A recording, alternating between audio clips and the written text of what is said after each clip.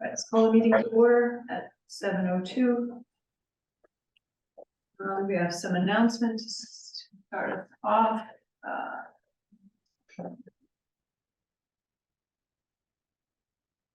Okay. This meeting is being broadcast on local cable TV and recorded for rebroadcast. It's also accessible by remote participation. Instructions are on the agenda. Our next announcement is the town received a justice assistance grant to the police department, almost $31,000 for new laptops and the cruisers. So congratulations to Chief Dwyer. We have our annual holiday tree lighting coming up on Thursday, November 30th at 6:30 on the training field. Any progress on getting the student singers to come? Rebecca's working on it. Very good. So we don't have to count on the select board to be the again this year. Sage Center is hosting a Page School musical performance and lunch on December 7th at 11:30 in the annex. And there is a makers market on December 2nd at in Groveland, 9:30 to 3. That's at VC Park, correct? I think that's in the packet. And we still need volunteers. There's several FY24 positions on boards, committees, and commissions. See the town website, and you can also sign up to subscribe to email town agendas and announcements on the homepage. Item A on our regular business application for appointment to the Cultural Council, Ursula Smith.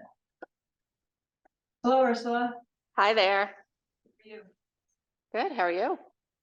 Good. Did you want to say anything about your application? No, just that I have actually been attending the meetings and it's really interesting and hopefully I'll be allowed to join. Have you any questions or Motion. You make a motion to appoint Ursula Smith to the Cultural Council. Second. all those in favor? Aye. Aye. That was, Easy. that, Thank that was, you. that was tough, wasn't it? That was really hard. Thanks so much.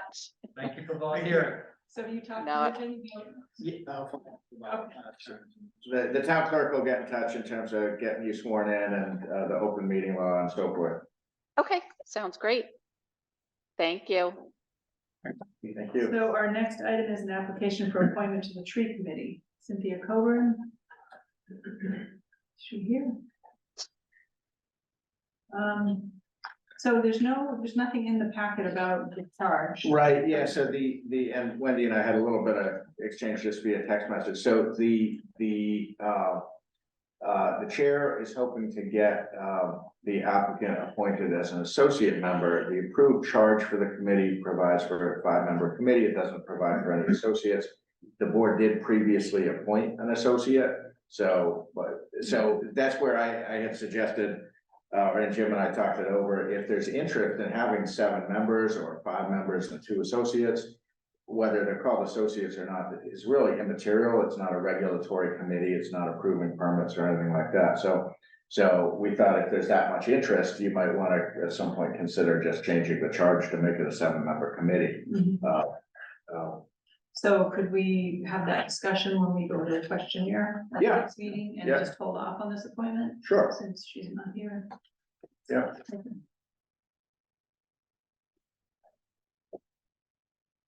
Right, item C, the public hearing. So where's the statement that I read? Or do I have to read, just vote, Jim? Yeah, it could just be a vote, motion and, Everybody move Just to a- open. yeah, move that we open the public hearing for placement of poles, Second. utility poles. All in favor? Is there any public comment on this petition? Okay. John Butler, National Grid. Petition before the selectmen is to extend our facilities on Middle Street, about 350 feet south of Ash to provide our facilities for 119 Middle Street. New home being built at that location.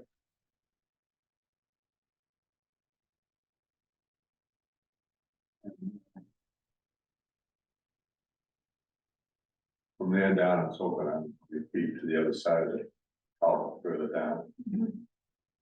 I'm not sure whether there'll be anything near future, at least on that side of the street, it's pretty wet down that area, but we'll at least gotta get to 119.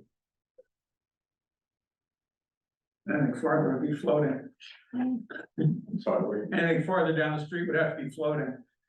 I think so. It's a little wet down there. I think it goes into state wildlife land and then it goes Yeah, into the and there's a parcel, town- the town Right, too, right. and then the other side of the street's not built either. I have a question for you. The abbreviation JO tolls, what does that mean? What does that stand It for? means jointly owned, Oh, okay, thank you. between phone and National Grid. Got it. Anyone else on the pole would be a tenant Okay, and would, pay monthly fees for the two owners. okay. Here, most of them are still done jointly owned because, there's buyout. And what, nobody feels the need for Verizon. Mhm. So Comcast, if Comcast is on that pole, which obviously they are throughout much town, they're a tenant. then. They're a tenant, exactly, they're not shared on. Do you have questions, Chris? Yeah, do, first question, I was talking to the property owner out there the other day. Why did they opt to go on that side of the street versus the other side? You could just as easily come down the other side of the street and then across the street rather than down on the property line 121 middle. Well, it came down that side because the house was further on that side. Eventually you get there, but you- I crossed, to get a pole to take from without adding more poles on Ash Street. It worked better with less facilities and less poles to come off of the pole that I'm coming off of on Ash versus trying to come from the other direction. And minimizing the poles minimizes the impact on pruning and the rest of it. Yeah, but if you just took the 3 poles on the, what would that be, the southerly side of the street, and shifted them to the northerly side of the street, there wouldn't be any impact. You slide It'd across be the as much, street. if not more, as far as me adding facilities, I've got to get off Ash Street without crossing anybody else's property. It took the least amount of facilities to do it this way. To come off the pole. On Ash and get down the street. I don't see that it takes any more poles or facilities to do it on the other side, I guess. So like 2 other questions, I guess. The last meeting you were here, we questioned about going underground Correct. potentially in the future. Whereas there'd be no further connections down the street, would it not make sense to go underground here at this location? It's really done in mainline facility. I don't know whether anything would come on the other side of the street. I'm not sure No, it's even wetter on the other side. whether it's all conservation or not. Rest of the way down on both sides. I guess my thought is if there's no intent to put these underground, National Grid really has no intent to put any of them underground in West Newbury. Because this would be the perfect application to go underground. All new developments are going to go underground. I just So the subdivisions, though. correct. They're not individual and they're not, in most cases, what we consider main line. That would serve other streets. It's just the main line. For instance, the condo up on 113, the whole thing is underground. It was originally actually overhead in there to the original house. And when I went to develop it, I did it underground. But it's 3 or 4 duplexes. Any disruption to the roadway, it does talk about, also need permission to lay and maintain underground lateral cables and wires. You're not impacting the roadway surface at all? No. That's, that some of that generic paperwork that's included in all those petitions is, Generic. yeah, it still creates a lot of questions, and it sounds like you're gonna, you know, put in a little apartment or something. They try and include as much as they can for future, but Any questions? it's generic. Well, I think along the lines of what you were suggesting, Chris, of being on the other side of the road, in order to go on the other side of the road, you probably can you service a house directly from across the road, or do you have to have a pole on the same side of the road as the house that's being serviced? In general, overhead now would probably be somewhere between 100 and 120 feet from our existing facilities. Yeah. For an overhead service on a house. If they get further away than that, from existing facilities, they're entitled to pull and a section of wire at no charge. So, in this case, the customer opted for underground facilities to the pole that's gonna be on the street. But How is he doing that if the pole's on the other? on the other side, Oh, no, I'm sorry, it is on his side of the street, yeah, okay, I see, right, yeah, Well, that's the answer why the poles are on this side of the Yeah. street then, is because it's going underground. yeah. well, Helpful. in general, the company doesn't usually own underground individual services in the public taking, customer, so going across the street has to be petitioned for. And that's rare. Both cities and towns don't want to get into that, and they don't want future dig safe issues and things with the private service between the street.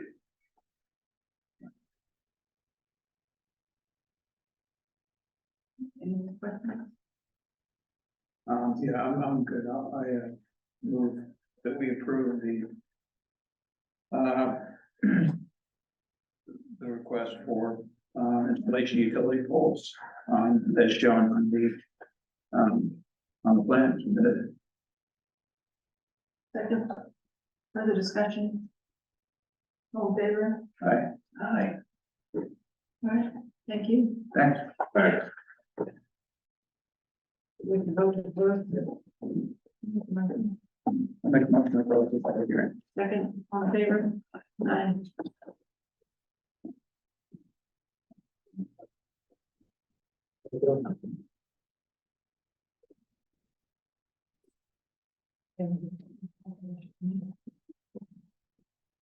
Okay, next item. B, FY 24 tax classification. Angus, do you have nice slides? I sure do. Okay, Let me do a screen share for everyone watching. Okay.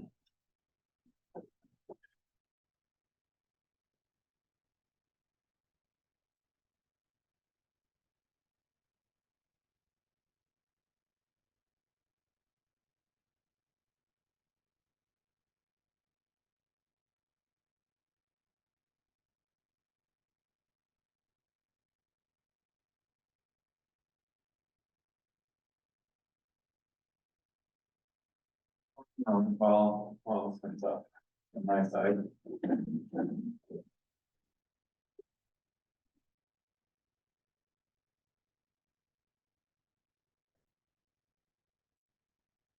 So, if you can go to the next slide, Angus. So just a quick run through of what we're gonna look at. And these are, background information, in order to help inform a decision by the select board. And then also the individual, votes that need to take place during the classification hearing. Next slide. Certain chapter and section of MGL that says that we need to vote as a select board on whether to shift the levy, between the major classes, and that would be between residential and open space on one side, and the commercial, industrial, and personal property on the other side. If shifted, that results in a split, tax rate. And in order to do so, I've provided some background info. Next slide there. Nice. Thank you. So going back, this is kind of the end of my yearly cycle of work. It always comes back to classification hearing where I present this. This is the last and final thing before the tax rate is set, tax bills go out. But it starts with me doing a sales study of the town. I tend to do a little bit wider sales study. Instead of 1 year, I do 2 years just because it's such a small town. Instead of the 20% or so gain that we saw in FY 23, that was the result of kind of the pandemic sales bump on everything. We have a more moderate, almost 7% increase in values this year. And that was broken down by building style, neighborhood, and building grade. I also had some test pull-out sales just to make sure that I wasn't just wasn't going on what I had in the system, that there were actually tests against what I was pulling out. And as an assessor, as a profession, we have certain statistical markers that we look at in order to make sure that we're valuing properties as far as accuracy, which we're trying to get to 100% market value. Also looking at the tightness of the fit, where you can have a bunch of properties that are being assessed at 80% value and a bunch that are being assessed at 120%. It would look really good if you average those out, but that's not going to give you a good grouping. So we measure, make sure that we have a good grouping around our assessments as well as the accuracy. And then finally, price related differential, which makes sure that the higher end homes are being valued at the same level, 100, 101%, compared to lower end homes, which might be about 98 or 99% on average. That's what that's showing. Everything stats look really good though. The housing market in West Newbury still is showing that West Newbury is still an appealing town to move to. It's still competitive, but not overly so after compared to the post-pandemic market.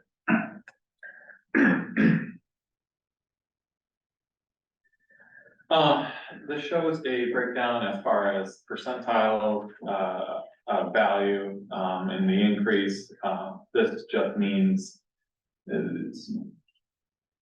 with this, it was more just a broad across the board raising of values at about the same level, but because the smaller valued homes usually have smaller building value, their land value just rose at a greater percentage compared to the overall value of that property. So the lower value homes saw a larger increase in value overall. Commercial properties only saw a 5% value increase. That's pretty common throughout the area with neighboring towns. Personal property valuation, not much there. Boston Gas Company actually took a bunch of personal property out of town.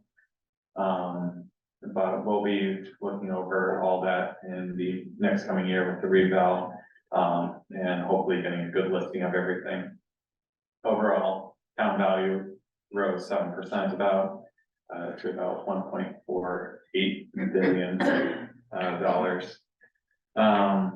And all the numbers I've been presenting you were approved last Friday by DOR, Department of Revenue. So good to go on there.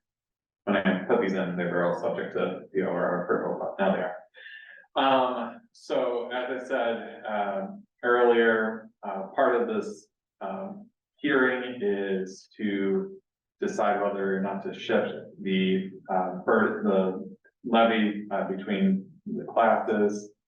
You can see there the breakdown of the classes, property, these are guidelines from, Department of Revenue, that were given, and the town is mostly residential, and anybody who drives through West Newbury will know that. The CIP total, most of that is the personal property, which is gonna be actually utilities, is the largest value in there. Any of the industrial properties, I believe, are all going to be utility owned as well. Next slide. Just a little bit of background on where we are as far as the average single family tax bill. This is the average over from FY 15 to FY 23. You can see it moving over a course of time. That's about $200 per year increase over the last 8 years. That ranks 12th highest among 34 communities in Essex County in FY 23, just as context. Next slide. Christian, the amount does or the change does? The amount in FY 23 for average tax bill for a single family home. Thanks. The other thing that I need to track through the year is new growth. This all gets calculated into determining what our levy limit is, which is determined by Prop 2.5. And this year, with the levy limit for the town being about $16.3 million, and that compared to the actual levy being 16, we have an excess capacity of 274,731. That's on the tighter side of things that I've seen, looking back over the new growth calculations. Part of that is due to just not a lot of new growth coming in online. That's likely the post-pandemic and just the building business in the area. It has been a little bit difficult, but it's starting to get going. There's new houses coming online. So a lot of that will be picked up next year, where it wasn't available for me to value for this. We should have a question on that. The levy limit, that's calculated by DOR. Yes, that's a calculation from, you take the previous year's levy, times it by 2.5%. You add new growth onto that, and then also any debt overrides, and that will give you the levy limit. So we don't necessarily have to levy up to that amount. Correct. Okay. That's just when you get to there, you need to override at that point, and that's a singular vote. And when there's sort of excess levy capacity, is that additive year to year? No, that just disappears. That just gives you an idea of how much headroom you have for the current year.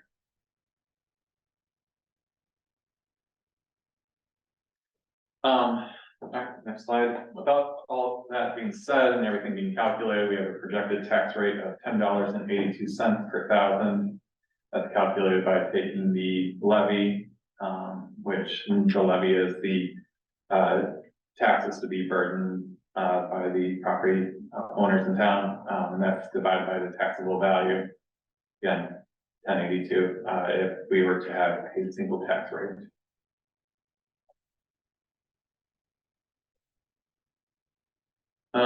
So then we get into the meat and potatoes of why we're here. First thing and the most important part of the classification hearing, deciding on a residential factor or a split rate. West Newbury has typically utilized a single rate. That's just due to large residential base, not a lot of commercial, industrial, personal property. In order to shift any large amount of taxes off of the residential base puts a large burden on the commercial, industrial, and personal property side of the category. You can see there, I have a range of residential factor of 1, which is just, it would be a single rate there.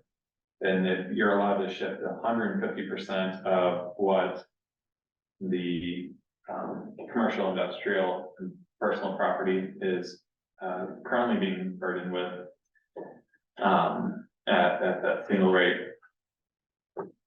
So you only give them a certain range.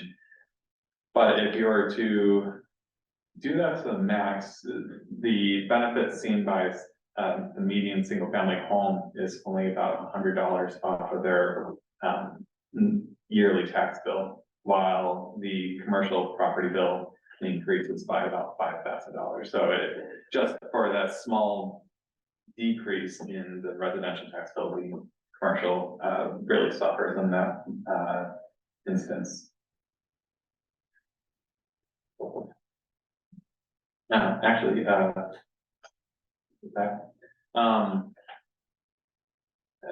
you have any questions on this? Okay. Other decisions that we need to make, just these directly impact the tax rate, so that they can save for the last moment after the values are set and new growth is set and everything. So these come down to the last moment. The residential exemption is something that's seen in larger communities with more rental properties, or for coastal vacation communities, possibly on the Cape, that don't have year-round residents there.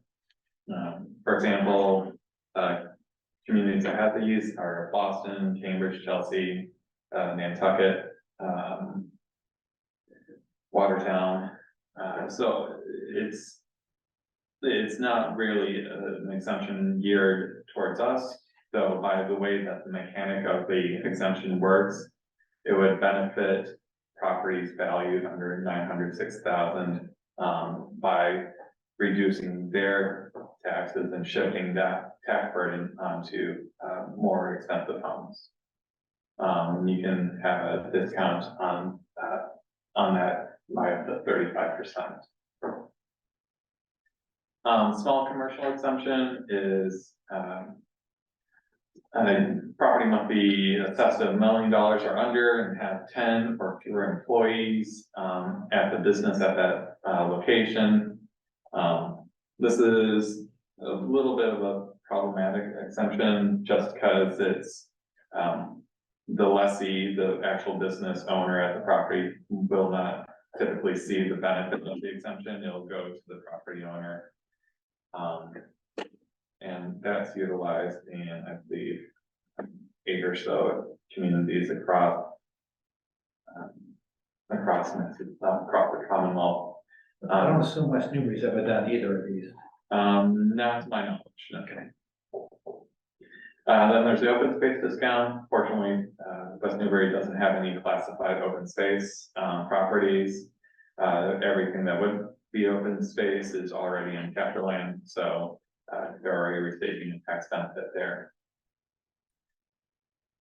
Every single year I have the same question, because it's just so counterintuitive, maybe it's the terminology that they use of open space. Like, what does the Mass DOR consider open space property? So I was anticipating this, and I wrote down what their guideline is on it. Open space includes land maintained in an open or natural condition which contributes significantly to the benefit and enjoyment of the public.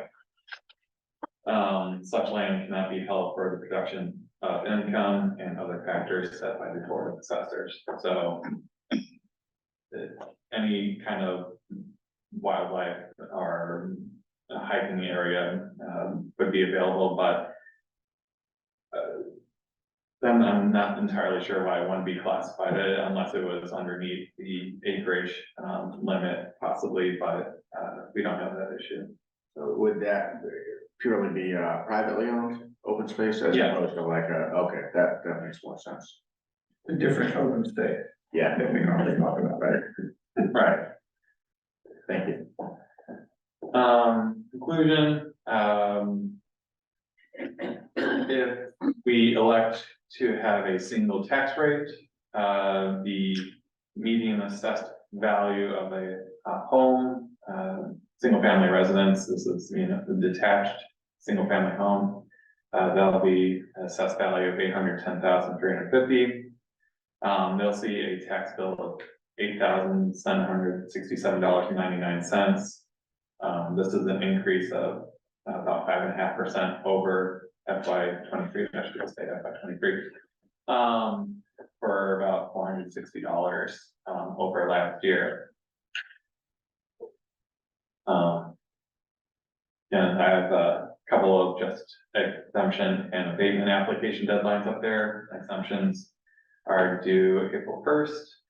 Abatements are due February 1st. You can file those after receiving your third quarter tax bill. All applications and information are available online in our office.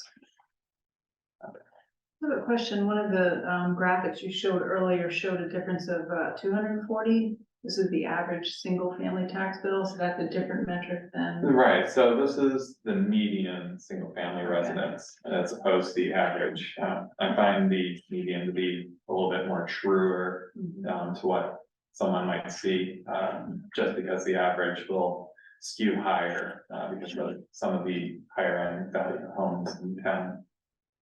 Maybe were you referring to this? Yeah. Well, this is showing 22 to 23, we're now at 23 to 24. Oh, so that's not on there. Okay. But Right, that also is average. Yeah, it is that. right. Yeah, that, at the time I didn't have the average tax bill, so I wasn't able to add that to that chart. Sure.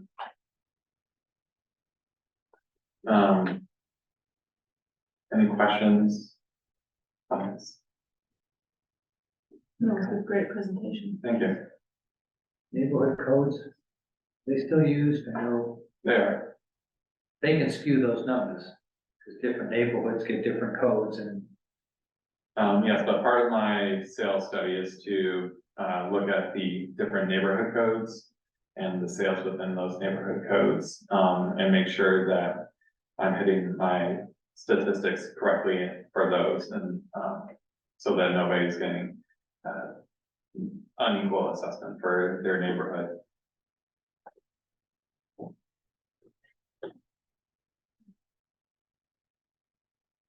What is the neighborhood code? I'm not familiar with that. this is a problem that a certain person on FinCom brought up a while ago. And then different neighborhoods, streets can get assessed higher increases each year. And there's not a lot of equity at one point. So you think just because of the tax rate in the town goes up 2.5%, your tax bill goes up, no, some years it could go up 6-7%. If the neighborhood code on your specific small area is for some reason a premium. Mhm. Which Main Street would be considered a premium. Yet your neighbor right around literally on the next corner is not, so I think, Neighborhood codes are something I'm looking to address during the revaluation next year. that pretty messy, and I know you mentioned that it's gonna get looked into. Yeah. I was just curious at what And point. approaching it in a different way as opposed to just assigning everybody in an area, a neighborhood code, and you can have neighbors next to each other with different neighborhood codes and different valuations. That's been a which- problem, is what I'm That's where the saying. problem occurs. So I'm trying to find a better way to blend those together. Another question, I don't know how to phrase it, I guess I mentioned to you, somebody was talking to me about when they value the property in town, it can be within a certain range. Yeah, the equalized value, yeah. So I need to be able to value a property, if it's a sale of a property, that's how I can measure something, definitively. It needs to be between 90 and 110% of the assessment to sale ratio. So if you go closer to the person called me up and was talking about this, they would prefer to see everything closer to 90% than the 110, because once your property values go up in a regional district, we're gonna get hit with an increase on the value of the school. eventually. Right, and I believe that the valuation of the school sets is more, directly in line with the equalized value, which is set by the state. They look at where you're coming in as far as the system to sale ratio overall as a town, and adjusting that to, I believe, 100%. And they do that for every So if you community. came in at 110, you're not driving us to a. No, they'll disadvantage. likely lower that, in any community that's underneath at 92% or up, so they'll be raised up to full market value at The 100%. state comes in afterwards, takes your numbers and levels it out. Yes, and that's done, as far as, regional school districts, and also, state aid, is determined by the equalized value. Appreciate that information. Thank you. Yes, Need a motion? yes. Yeah, and there's actually, Christian's slides has set out the specific actions that need to be. They're, So. To. 3 votes. We need to adopt a single rate. Yeah, So or we need to adopt a rate. There you go. I move that we adopt a single rate, for all properties. Okay. Any discussion? All in favor? Aye. Aye. And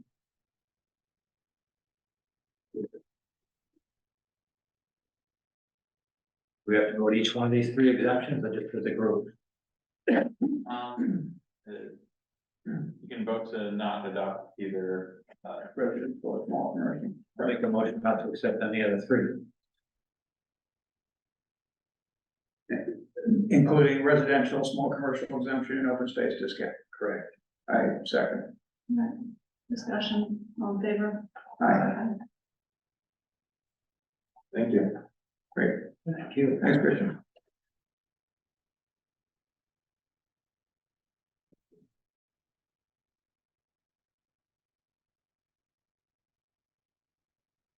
All right, the next item is a select board review of the Energy and Sustainability Committee's charge. I see Chip is here. Hi, Chip.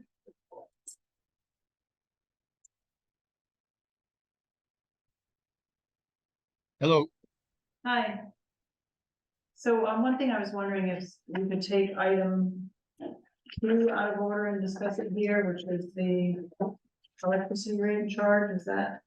Sure, we can do that. Yeah, Chip and I have talked about it. We have different perspectives, so that's actually probably a good thing to talk about it, because I would only well represent my own perspective. Okay, let's talk about the questionnaire first, and then we'll jump into that. So, did anybody have questions or comments in the responses? Yeah, just on the emission statement, one of the things you want to promote is composting, which I thought was curious and good. Would like to see you do that, because I know on the Facebook, a lot of people sit there and they are curious about composting and they don't understand how simple it is. So there's got to be some educational process that could be put in place. I think would help a lot of people. And I think that'd be a great initiative to get going on. So I was glad to see that in there. Do you mean just educating or actually providing composting? I think it's simple as educating. I mean, the people, when you read online, they have no idea how simple it is to do. I mean, you can do it in a bucket in your backyard, or you can do, a huge thing. They just don't know what it takes. And generally, very simple. It's surprising that most people don't understand that, but with very little education, they could do that. I mean, I find it very curious that I think the company is Black Earth Compost. You see, they have these little buckets that they send a huge truck to drive around and pick up and dump a little bit of compost into a truck. And you can throw it out in your yard and have some really nice soil for the garden in the spring. So just to see that in your mission statement, I thought was great. I'd like to see that pursued at some point. Good. I'll make a note of that. Was rain barrels mentioned in here? I saw that. It was somewhere, I think under. Yes, in the same, Yeah, right before that. same Yeah. section. So is that something that you've considered promoting through the town? We have not been talking about that in recent months. I did not write this, mission statement, I adopted what was already there. But we will take the feedback, from you that there's interest in those topics. Yeah, I think they attempted to do it through the water department several years ago and there were no interested parties, but I think it might be worth revisiting it. I know a lot of people are making their own. So that might be worthwhile. Yeah, I Okay. think at one point, there've been other communities that have had programs. In fact, it was tried here at one point, I think, that there were rain barrels for sale. Weren't there a bunch of years ago? Yeah, Mike. through the water Yeah, department. okay. And yeah, it had limited success, but it's probably worth I think it's a another, different time. yeah. Rob? Did anybody see Ray Cook's presentation on rain system? Oh, we had a select board meeting. Oh, what a shame. Yeah, Very, very popular. People loved it. Yeah. So anything you can do, I would loop Ray in because he's the guru. And by the way, on composting, I think one thing that people do want is maybe some help, securing, there's been programs over the years that were successful, I think, in securing for interested parties, composting, containers, right? Yeah, I think that's one thing that people would like to have to know. Yeah, we piggybacked on top of Newbury for you. Yeah, exactly, yeah, that worked pretty good. So I did a quick search on our website. We actually did put out a promotion in 2023, June, about grain bales being available with cooperation from West Newbury Wild and Native in coordination with Newbury Ports Recycling and Sustainability Program. So they were available to purchase $84 plus tax. And then be ordered by a certain time in June, and they were available by the end of June. Any idea how many takers? I have no idea what today. Yeah, I mean, it's something obviously that can be explored further. Another thing I like to know is under how the select board can help the committee. Said, reduce permitting and inspection fees for solar and geothermal installations. Yeah, at some point, I think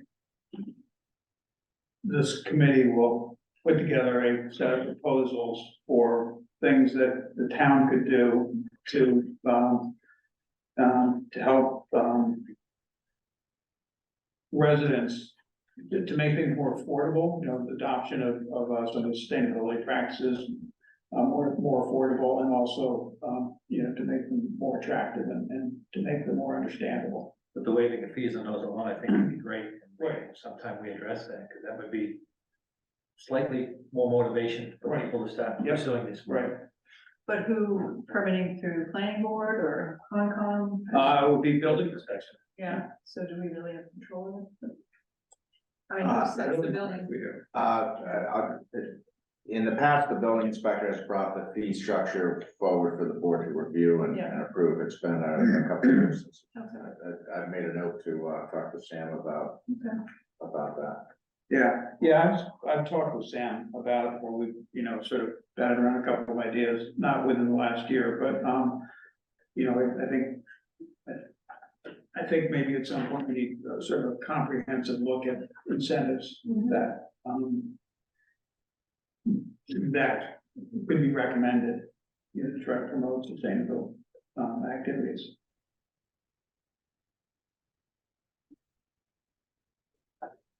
Great, I think this looks great, I mean.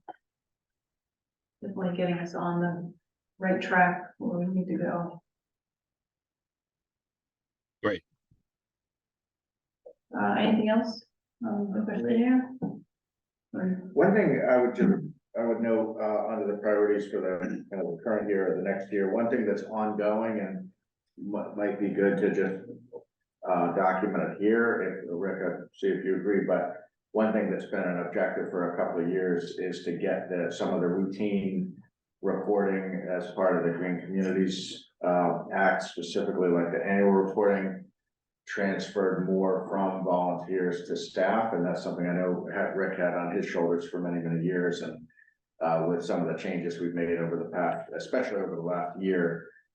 In the public works, a lot of those, kind of reporting functions have now been shifted to staff. That's still in process, but I think that's a very tangible thing that's probably under the radar for most people, but it's been, I think a benefit of the expanded hours that we now have in the public works business manager function. So I don't know, Rick, if you agree, but it might be good to just kind of, I don't know, add something to priorities for the next year on like, fully transfer those responsibilities. Because 5 years ago, when I started here, Rick approached me when he was the chair of the formerly named Energy Committee, but it was really largely on his shoulders. And we both agreed that at some point, the town staff has to have the capacity and the knowledge to do that. And we've made a lot of. Yeah, I mean, it needs to be institutional. Yeah. So, Yeah.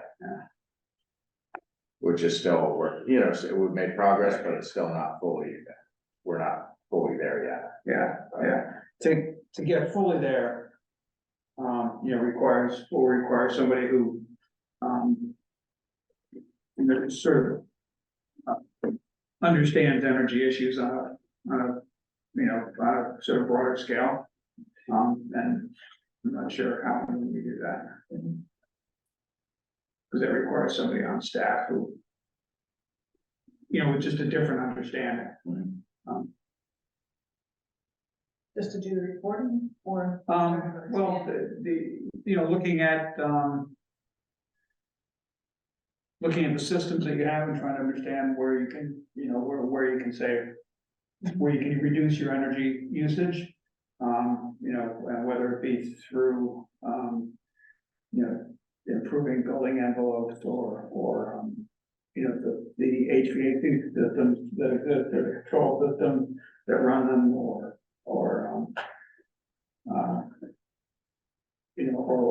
are you going to produce more renewable energy, and if so, how and where? And I mean, that's what this committee exists for, but to transfer all of that to a staff person, at some point, I think we're gonna run into a limit.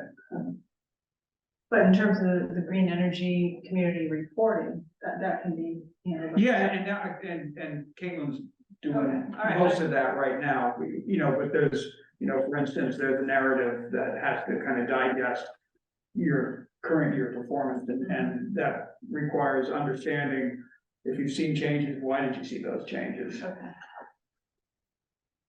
Or if you're trying to cause more changes in a certain direction, how are you gonna go about doing that?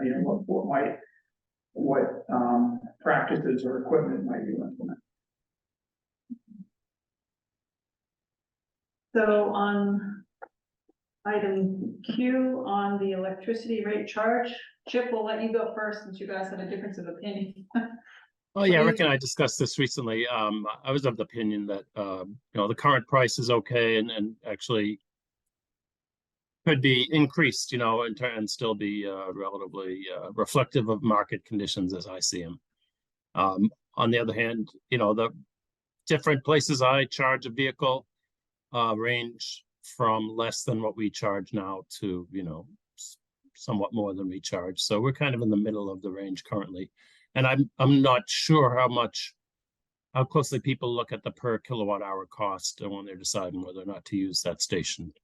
I'm a little skeptical that people are looking really hard at the price per kilowatt hour when they decide whether or not to use our chargers.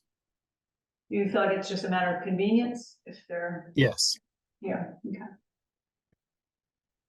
Rick, what's your? I have a different opinion. I think some people at least do look, you always have to wonder about market sensitivity to price changes. But, so I'm gonna use some examples. Today I spent some time just, I'm a charge point customer, as most electric vehicle owners are, they'll have a charge point account. So I looked at, cost of, energy through EV charging stations in Newbury, Port Salisbury, Amesbury, Haverhill. That's what I've listed. Then I also looked at Lawrence and Andover, North Andover. I didn't bother to list everything. So for perspective, Newburyport's a little funny because they only listed cost per hour, but if you extrapolate based on So we charge 35 cents per kilowatt hour currently. If you look at Newburyport and what's shown on the charge point site, and consider the capacity of their chargers and the hourly rate, they don't show a kilowatt hour rate. It may actually be as low as 15 cents kilowatt hour in Newburyport for the city-owned chargers. There are, privately owned chargers at a company called Bradford and Bigelow, which is out on, I guess that's Parker Street at that point. And it's 28 cents a kilowatt hour. Mass Audubon is 28 cents a kilowatt hour. Plum Island National Wildlife Refuge, that was unclear, I just have here, I don't know what that price was.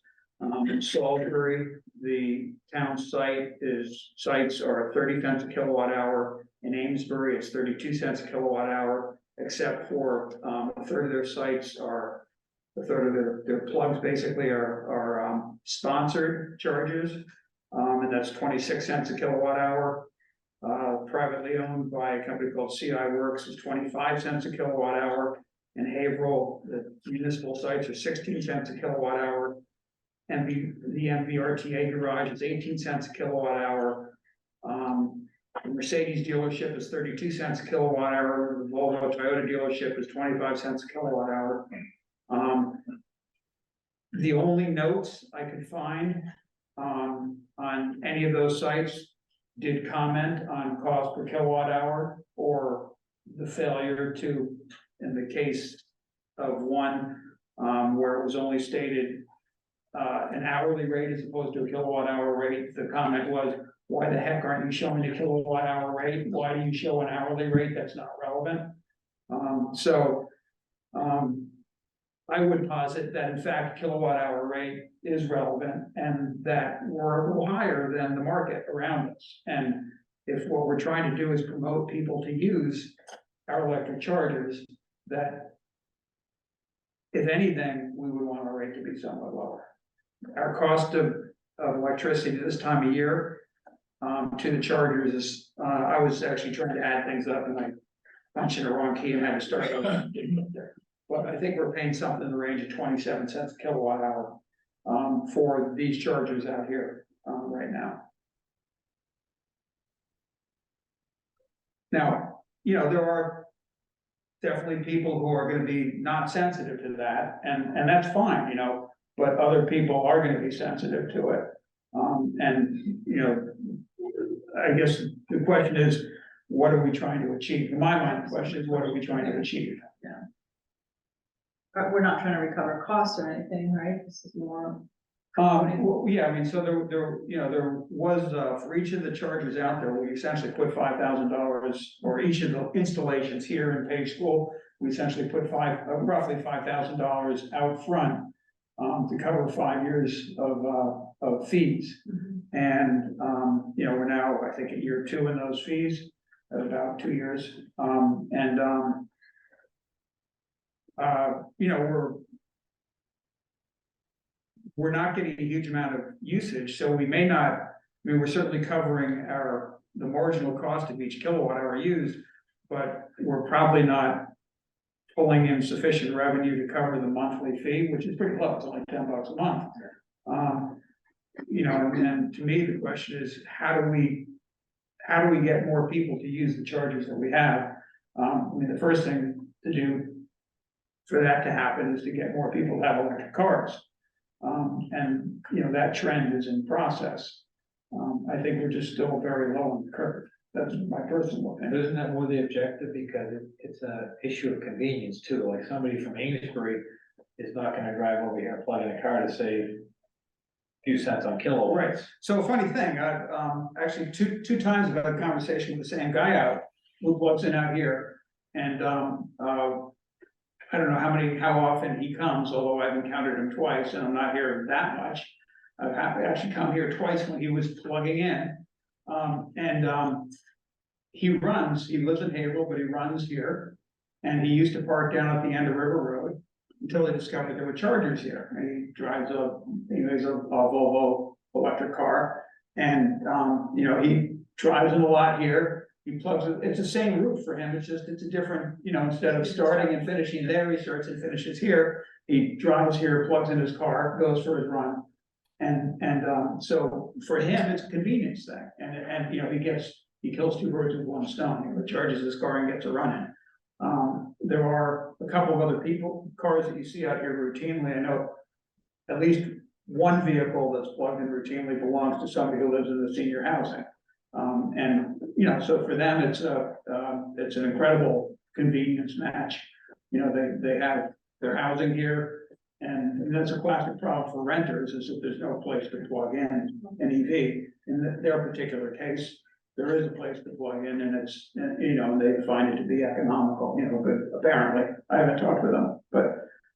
What I'm saying is, I don't think discounting the rate 2 or 3 cents is gonna draw in people from other areas to charge. I mean, how long does it take to charge? Oh, I agree with you completely, Chris. No, people aren't gonna come, I mean, We gotta get more cars out there. yeah, I mean, we gotta get more EVs out there. You know, if there was, if there were 1 or 2 staff members here in town who had EVs, then I'm sure that would be used much more. So we'll just add that to the. But, benefits. yeah.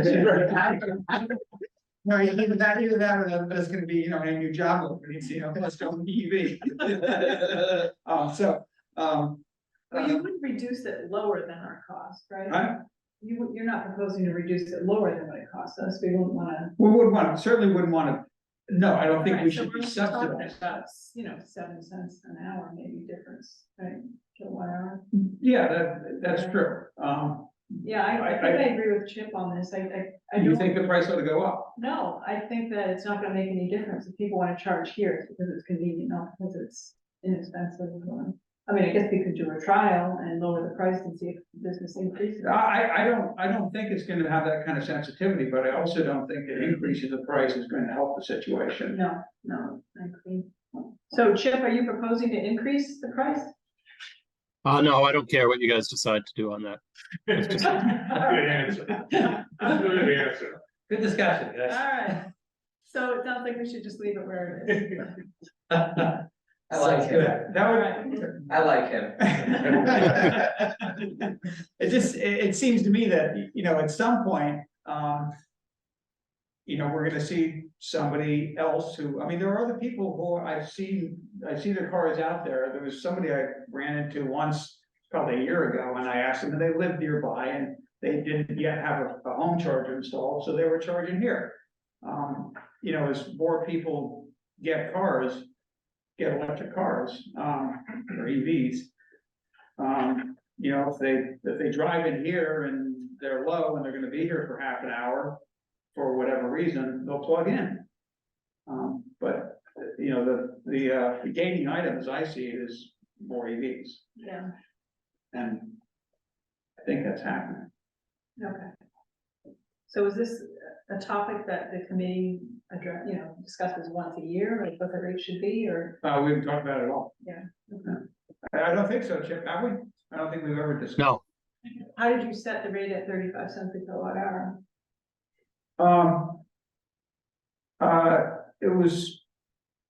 was, quite honestly, I was asked when we were you know, when they were installed, and I sort of looked around at what I saw for rates elsewhere, and figured that we shouldn't be giving the power away, and, you know, so we should meet our marginal cost per kilowatt hour and try to recoup some small portion of the, you know, the monthly fee. And, you know, if we got to a point where these were being used, you know, where the utilization was 50%, then that'd be a huge, I mean, right now the utilization is 1 to 2%. Yeah, So it's tiny, but if it was much more than that, then we'd start to cover our costs. And then actually at that point, maybe we would wanna, I think we might even wanna, consider, if the usage got that high and we were covering our costs, we never intended these to make money on it. You know, to provide a service and to help, stimulate, adoption, of, you know, sustainable technologies. And so it seems to me that if utilization got up as high as 50%, that point, we might want to drop a penny or two. So that if we can cover our monthly costs and our marginal costs, we're not looking to make money on them. We're looking to provide a service and ideally stimulate, EV adoption as much as possible. That's the way I look at it. Yeah, so you think looking at it once a year is probably a good Sure, frequency? Or- yeah. I mean, it would be interesting, to me, it would be interesting to, I don't know if anybody, maybe we ought to try for a brief period of time, dropping a nickel, drop it to 30 cents. It's still above our marginal cost per kilowatt hour. And see if it changes usage at all. We have enough months, we have two, you sent the stuff through, we can look on a month by month basis and see what the utilization is. I mean, that's really gonna be, the measure is what is percent utilization. So. We lower the price, we should advertise that. Yeah. Although it is advertised on, you're right, but for anybody not familiar with what's already here, it is on the ChargePoint website. Becomes known anyway. Right. Right. Yeah. Anything else on this, Chris? No. All right. You're good? I'm good, yeah, I didn't put it on the agenda, so. Are you good? Are you It's satisfied? on the agenda. Yeah, Okay, thank you, Chip. Appreciate your input. Okay, thank you. see you, Chip. Thank you. All right. Item F, presentation of the FY 23 audit. Hello? Excellent. Good timing. Yep.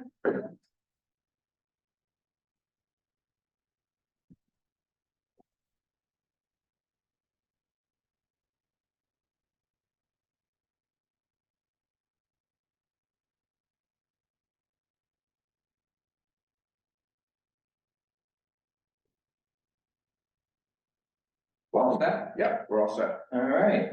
Well, thank you for having me. Angus, if you want to run the slide while I'm talking, basically we've concluded the audit for 2023. So I'm here to give a brief overview and just some highlights. Feel free to ask questions during and at the end, and we can move right along.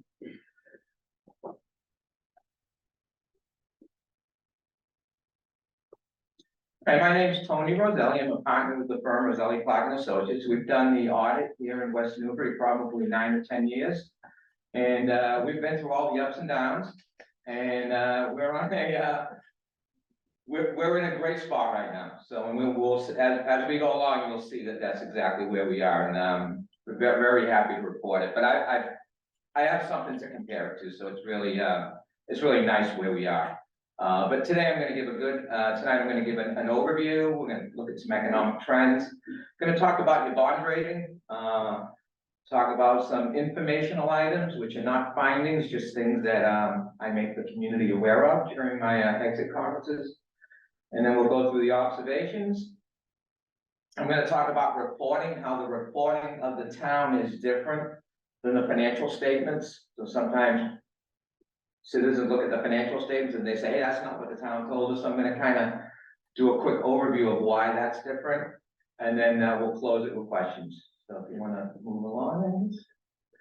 All right, just town maintained a very stable financial operations.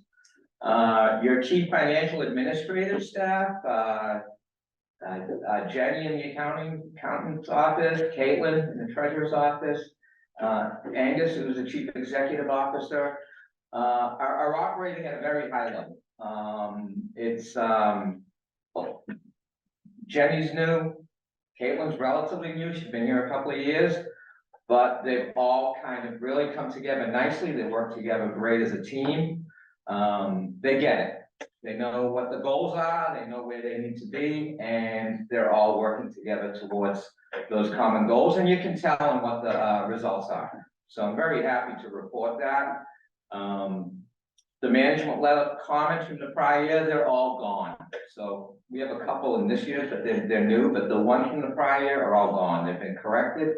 Some of them that had been around for 5 to 6 years in the treasurer's office are now gone. So that's great news. Zero management letter, prior year management letter observations. I expect this to continue, as long as you keep the same people in place. I expect the synergies to continue, and I expect that to continue into 2024 and beyond. And the audit was completed at the earliest it has ever been completed since I've been here. So we were done in the, I think in the first week of September. So, that's great news, whereas in the past, we've been dragging into the next year and can't reconcile things, so really good job, Jenny, and, anyone else that may be listening at home, really good job. Any questions on the overview? Okay, so on the economic trends, here's an interesting, trend that I'm seeing. About 5 or 6 years ago, the select board was saying, why is our free cash so high and why does it keep going up?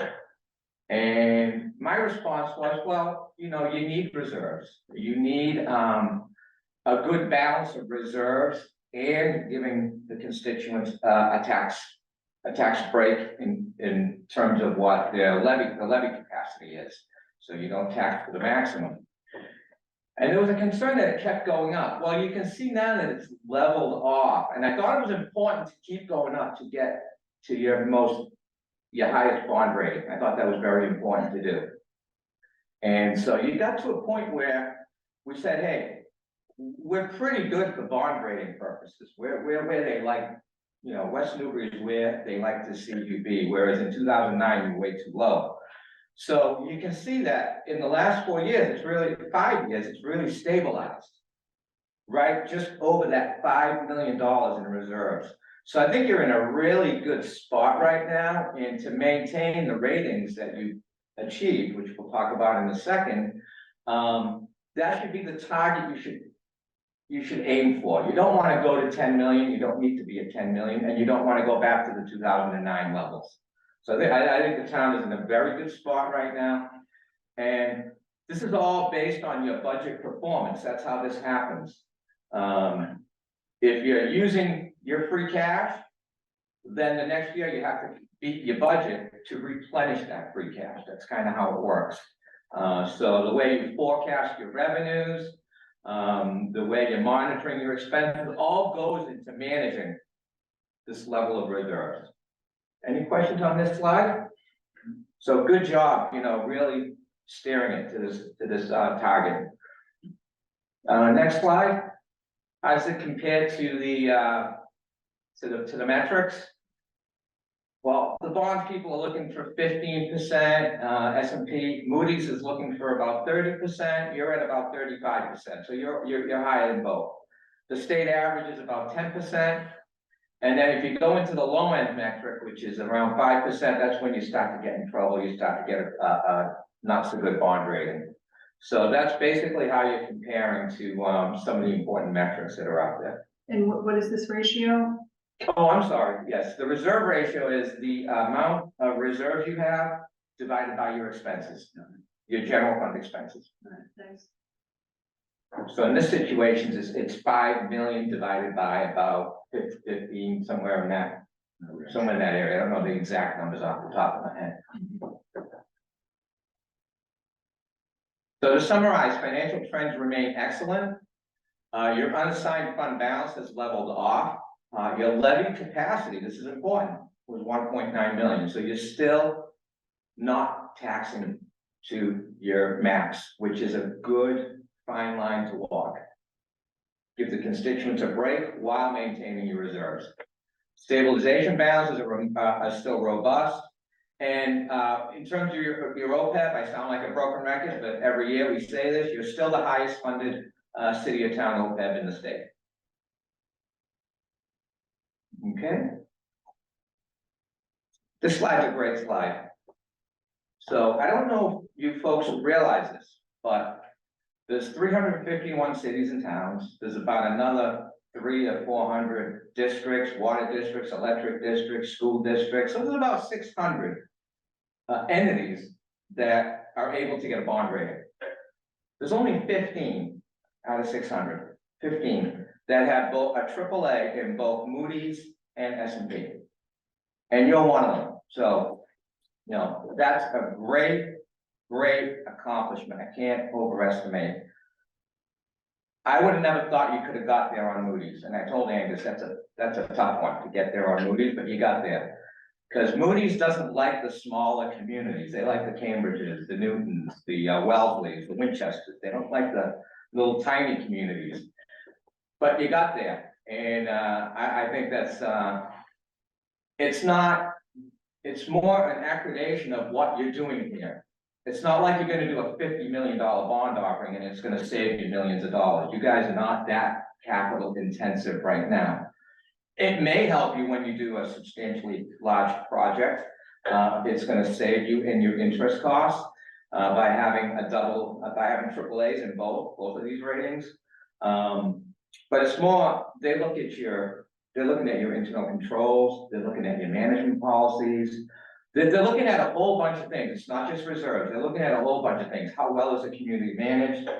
And that's the result they got. And you can't do any better than that. If we start getting into capital projects, because we really don't have much on the books right now, is there a certain point when that impacts the rating? Like, we know we've got a water project coming, it could be tens of millions of dollars. An elementary school, potentially a VOTEC school, those things. At what point, once you start borrowing, does it start diminishing the rating? Yeah, it's gonna start, once you start getting into, like you said, the tens of millions, it's gonna save you a lot of money because it's about 60 basis points between the. But does it diminish the rating when you start borrowing? Does it start drawing the rating, the AAA rating down? There's a category in when they rate you that if your debt amortizes, 65% of your debt amortizes within 10 years, they're not gonna affect your rating. Once you go beyond that, you know, then they're gonna start maybe giving you a warning that you have too much debt. It's something that I don't see happening here for quite a while, but just to make you aware, yeah, if you go do a $50 million project, and a lot of it's on the back end, you do one of those bonds where you're getting most of it maturing on the back end, it's probably gonna hurt your debt score, and it might bring down that credit rating a little bit. So that's a great question, though. Have you, in other communities or in other communities, have you actually seen how rapidly the bond rating responds? And how significantly it responds, you know, say for instance, say the town had to borrow $20 million for something, and we could come up with, speculate what are potential candidates. You know, does that change? I guess we're only rated every few years, is that correct?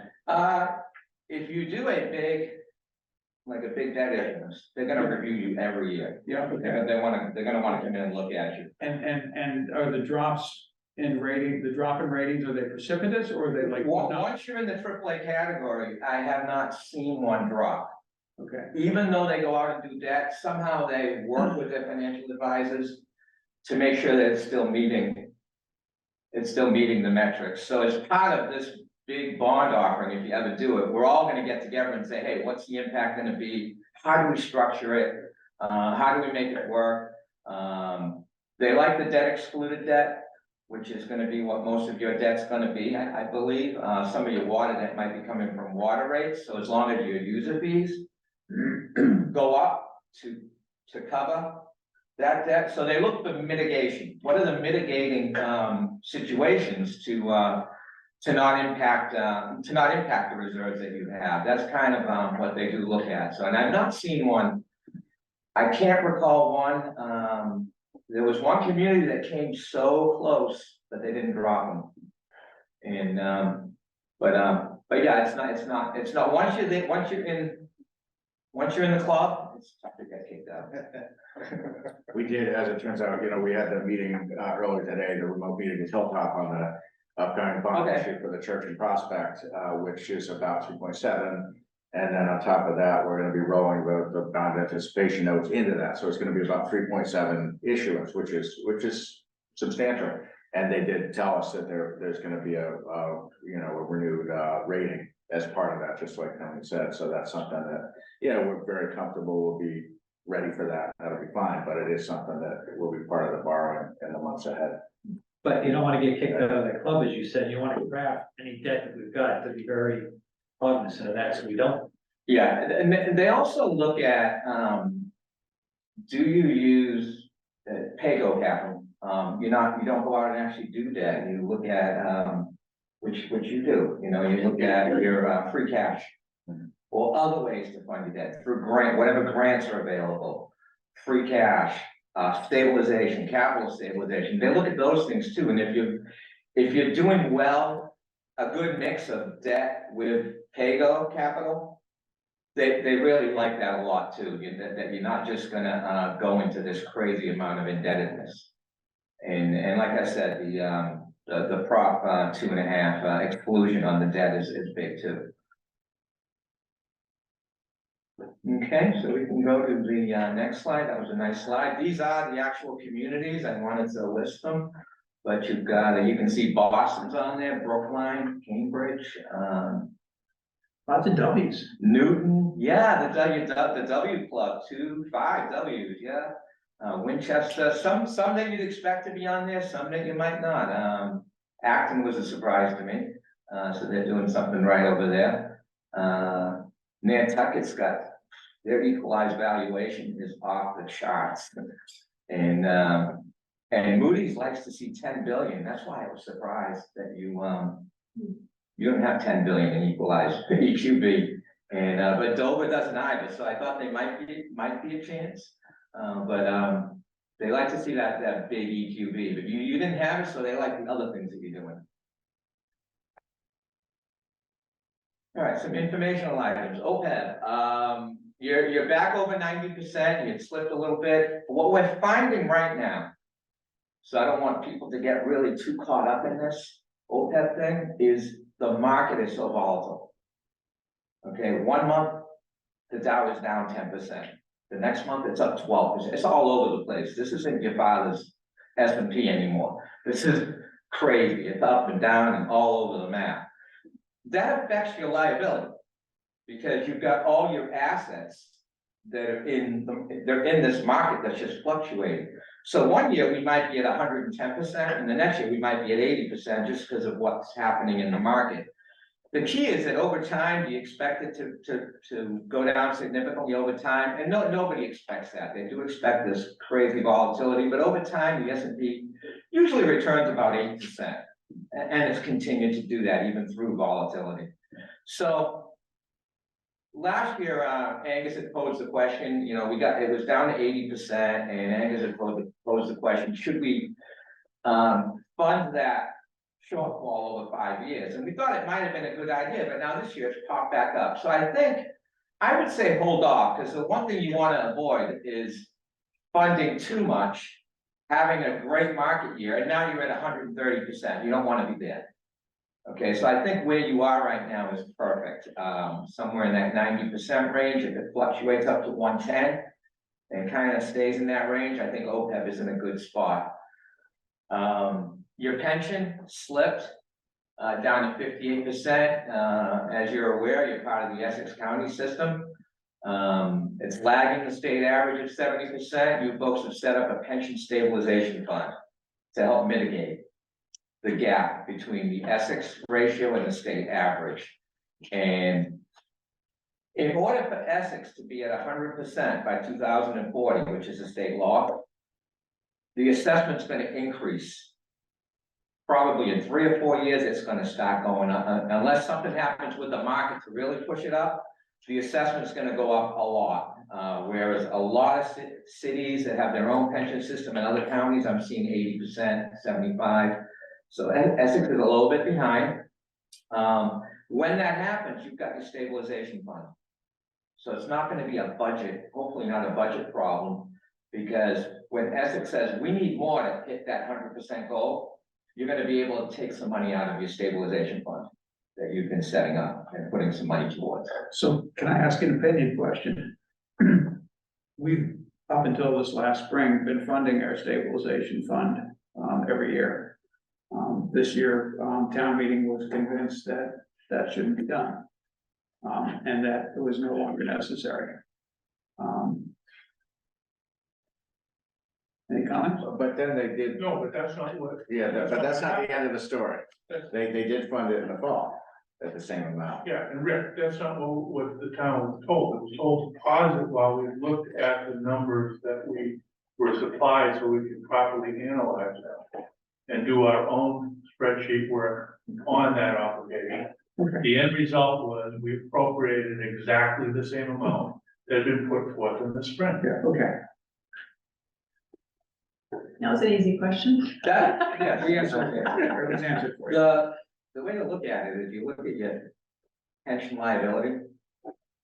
And if you add it to your, what's in your stabilization fund, if you can get that 58 above 70%, then you're in a good spot. Okay. I think you're in a good spot at that. I don't know what that math is. I don't have the numbers in front of me, but if, while the gentleman in the back of the room, if you're doing that analysis, I think that's, We do it constantly all the time. yeah. So, what's your target of the combined, like your plan We're asset? waiting for their next release because the numbers, as you know, lag by over a year. And they, So without latest info, which I think comes out around November 1st, but I haven't seen anything. Yeah, so we're waiting on that. good. So it's being proactively looked at, which is great. And it's important in this situation because you are behind and you don't want that assessment doubling and then all of a sudden you've got a problem with your budget. It's, And you know that they have it themselves scheduled out through 2036, I believe. yeah, exactly. No, they can go to 40. I expect They're at 2036. I expect them to extend it to 40. I don't think they're Yeah, gonna make it. and they may, back. which Yeah. means that you have, your obligation isn't sooner or later. Yeah. If they do that, they haven't yet said that that's where they're gonna end up going. What's the relative magnitude between OPEB and pension? What do you mean the relative? Well, the pension is huge, the obligation is huge. Oh, yeah, it's much higher than your, than your The OPEB. OPEB, even if you're off, it's not gonna really. Right, right. The pension is where, depending on if the market tanks for several years, you're find yourself in a lot of trouble. Exactly, and the fact that you're in a really good, so a lot of communities, this is a good conversation to have, a lot of communities aren't in the OPEB situation you're in. They might be in a better pension situation, but they're not in this OPEB situation. So when you look at the liability, you almost have to combine them and look at it as the retirement benefits, whether it's pension, whether it's health insurance, whether it's life insurance. When you combine the two, you're in a great place when you combine the two. So I don't want to sit here and say, whoa, the building's burning down. Because if we look at that OPEB, you're the highest in the state. And Essex may be one of the lowest funded ratios in the state right now, but you've got the OPEB that's the highest. So that kind of offsets it. So that's a good point you bring up.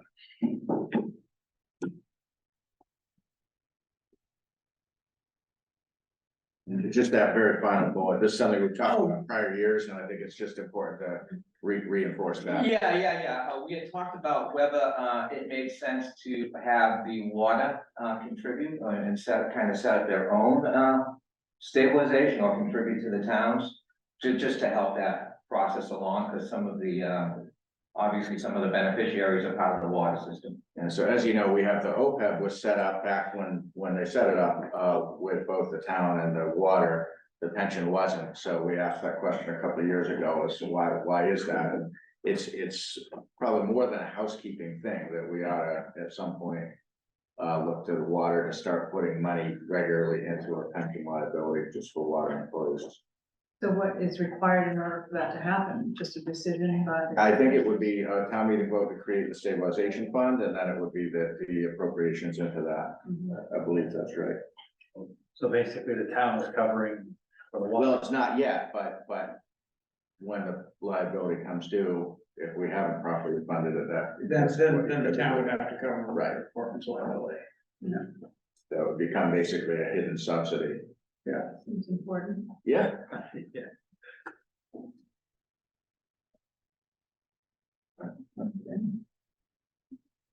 other information lines, I just want, and this is more for the public, you know, what the towns are going through.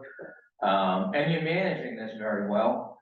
But some key challenges, wage inflation is really, you know, trying to hire someone with a shortage of workers. I mean, there is, across the state, people are now going to remote accountants that can work 2 towns at once, and they're doing it from home. Just to kind of battle this process. You're gonna cover your ears. Yeah, they're unable to, well, they're unable to hire someone and to come to the office for 35 hours. And unless they pay, you know, a very lot of money. And so some of these towns are going, the smaller ones are going to, well, let's do something with the town next door, and we'll have, you know, we'll kind of use the same person and they'll work remotely. Just different things they're trying to do, and it's not just the accounting, it's everything. It's the treasurer's offices, it's the public works department. I mean, we're just seeing it everywhere, just shortages everywhere that are gonna drive up salaries. So wage inflation is a very big challenge. Increasing interest rates, the FOMC trying to combating inflation, they're increasing interest rates. So as you go out and do projects, you're finding that if you did a capital plan 5 years ago, you might as well burn it, because it's not gonna work if you're doing debt, because the debt's probably 4 times as high at this point, your interest rate. Energy costs, in the last couple of weeks, they're starting to come down a little bit, but those were really a big problem with oil and gas and electricity.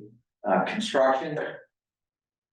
I mean, I had a town that did they started a school at, I think it was about 40 million was the plan. This was like in 2019.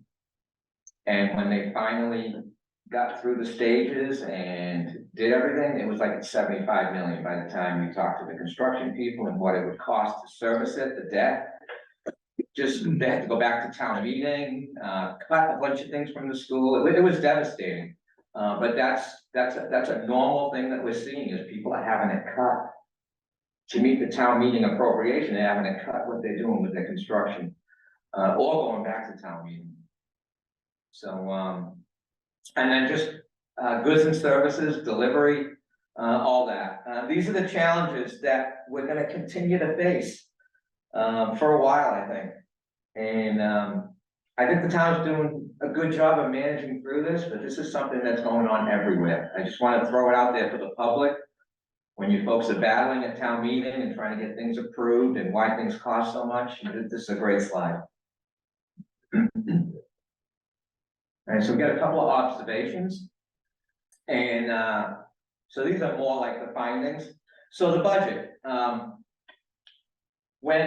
and this doesn't mean the budget was wrong, it's more the way it was presented in the records. So when we come in and look at your budget, we take a column where someone has put the budget in. Look at that total, and we go to the tax recap and make sure that that matches the total of the tax recap. The tax recap then has your tax bills in there, how much you're gonna bill your taxpayers. So we take that and match that to the assessors records, called the commitment. And then we look at what was billed. All that has to match up. And it's a big reconciliation process. We have to do that as part of our audit. So if that budget process, now if you have any adjustments to that budget process during the year, it should go in a separate column called adjustments. And then the total of those two becomes your total budget. And it's important to break it out so that it can be looked at, reviewed, monitored. So in this situation, there was a lot of like encumbrances that were being let go, other adjustments being made, and they were going through the beginning column. So that when we went to reconcile it, we couldn't get that to reconcile to the tax recap. We went through all the lines. So this is more geography. Budget has to tie up to your tax recap, adjustments are in a second column. And then you got your total budget. We've talked about it. This was something that happened before Jenny began, because this is done at the beginning of the year. It's been corrected for the current fiscal year, so it's no longer an issue. And again, it's not, like I said, that the budget is wrong, it's just the presentation of the budget. So any questions on that? Hopefully I explained it. So if it's already been corrected, then why is it a finding? It's been corrected for the following year. So Yeah. for FY 23. FY 23, it was an issue. You know, there was some things going through there that should have been broken out a little better. Okay. Water debt, so normally on the water debt, you can either have the general fund pay the debt service and then the water fund reimburse with the general fund. Or you can have the water fund pay the debt service directly. In this situation, the water fund paid the debt service correctly or directly, and it also reimbursed the general fund. So the water fund got hit twice. We brought that to the town's attention and they have corrected it in the subsequent year. They moved that money back. So that's corrected at this point, and it will only be done directly through the water fund at this point. And I think, that's the observations. Reporting, I know, we like to put this slide out there that what gets turned in by the accountant's office and the treasurer's office to the state does not equal what's in my report.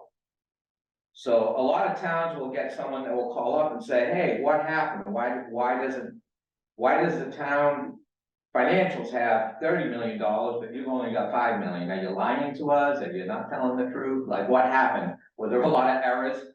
And so what I purposely use this slide for is to say they're not the same. The town doesn't have to report its pension liability. It doesn't have to report its fixed asset. It doesn't have to report its OPEB liability. There are major items that don't have to be reported to the state, but they have to be reported to me, so I can report that to your bond people for the financial statements. And if we go to the next slide, it will show what the majority of the differences are: the OPEB, the pension, capital assets, compensated absences. Debt is done differently between my report and the state report. The way the funds are presented is done differently, and there's a bunch of smaller ones. But that's just to kind of explain that there are differences. I think that concludes what I have to say. I've been long-winded, so you have time to speak if you got any questions. Do you have any questions? I don't have any questions. I'll make a comment. I think, the town owes a big thank you to Angus and Jenny and Caitlin, and by the way, all the other people in town hall are doing a phenomenal job, because I think the town is in a magnificent position that in my 30 years in town, so everybody's doing a great job, and I appreciate it. Awesome. Yeah, agreed.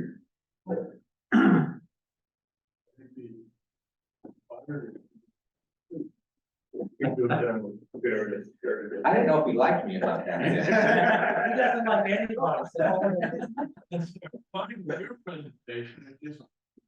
By the way, he's Rob Phillips. He's the chair of the finance. I figured finance. Thank you very much. Thank you. Thank you. The management letter is always very helpful. I mean, it helps, you know, us to focus on how to get better, so, and you're doing it. Tony said he's seen some highs and lows in this. Yeah, fortunately, there are a lot of lines that were in those in previous years and they're not there this year. I got some towns that are clients that I will send them the management letter. And 5 minutes later, they'll say, yep, good, you know, all set. And they won't have an exit conference, they won't. And the next year we get the same one, and the year after we have the same one.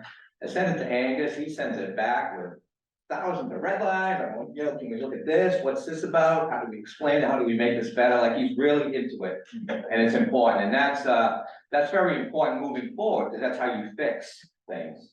You know, you read it, you absorb it. The auditor brought it up. This must be important. How do we address it? And the town does a great job of fixing things. So keep it up, keep the team in place, important continuity, and keep rolling. And good luck with that bond rating. Let's hope we can keep that. Thank you. All right. Thank you. Any questions from the audience? You don't work on Wellesley, right? Well, no. No. Truro, but not Wellesley. Oh, okay. Good luck to that too. All right, great. Thank you, Tony. Appreciate Thank you, it. everyone. Bye. Next time. Think that's a good out in shape. It's interesting down there. Turtle is it's a different thing in Turtle. Wellesley wasn't able to close free cash for 5 years. Yes. Yeah, yikes, yeah. So the item G, the OPEB actuarial report. Yeah, I included that, it's really, it's obviously a different, you know, it's the actuary, it's not the auditor, but it's, you know, we've actually had that for probably, I don't know, 2 months at this point. Or, yeah, probably since early September. But I typically put it on the same agenda as the audit because it obviously relates, and if there were questions about it, even though it's not Tony's report. I should have said that before he left, but that he's ultimately more knowledgeable about OPEB certainly than I am. So we always present those at the same time. I know one thing that did come up this year with the OPEB was the change in the discount rate from 6% to 5.8. And I think Tony felt that was fairly conservative. Which is, I think, part of why he's less concerned about, you know, the funding ratio falling a little, because I think he thinks in the long term, 5.8% is acceptably conservative. But that also goes to what you've actually been earning in that account too. Yeah. So it seems like we manage our funds there pretty conservatively. So just speaking of the pension, I noticed that last year they released it in mid-September. Have you had any word from them about when we're getting the newest one? Yeah. Because we kind of live and die by one time that can make it this year.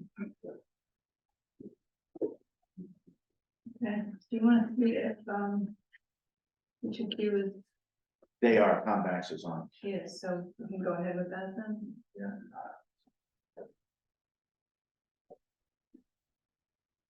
Pretty good time estimate, I guess.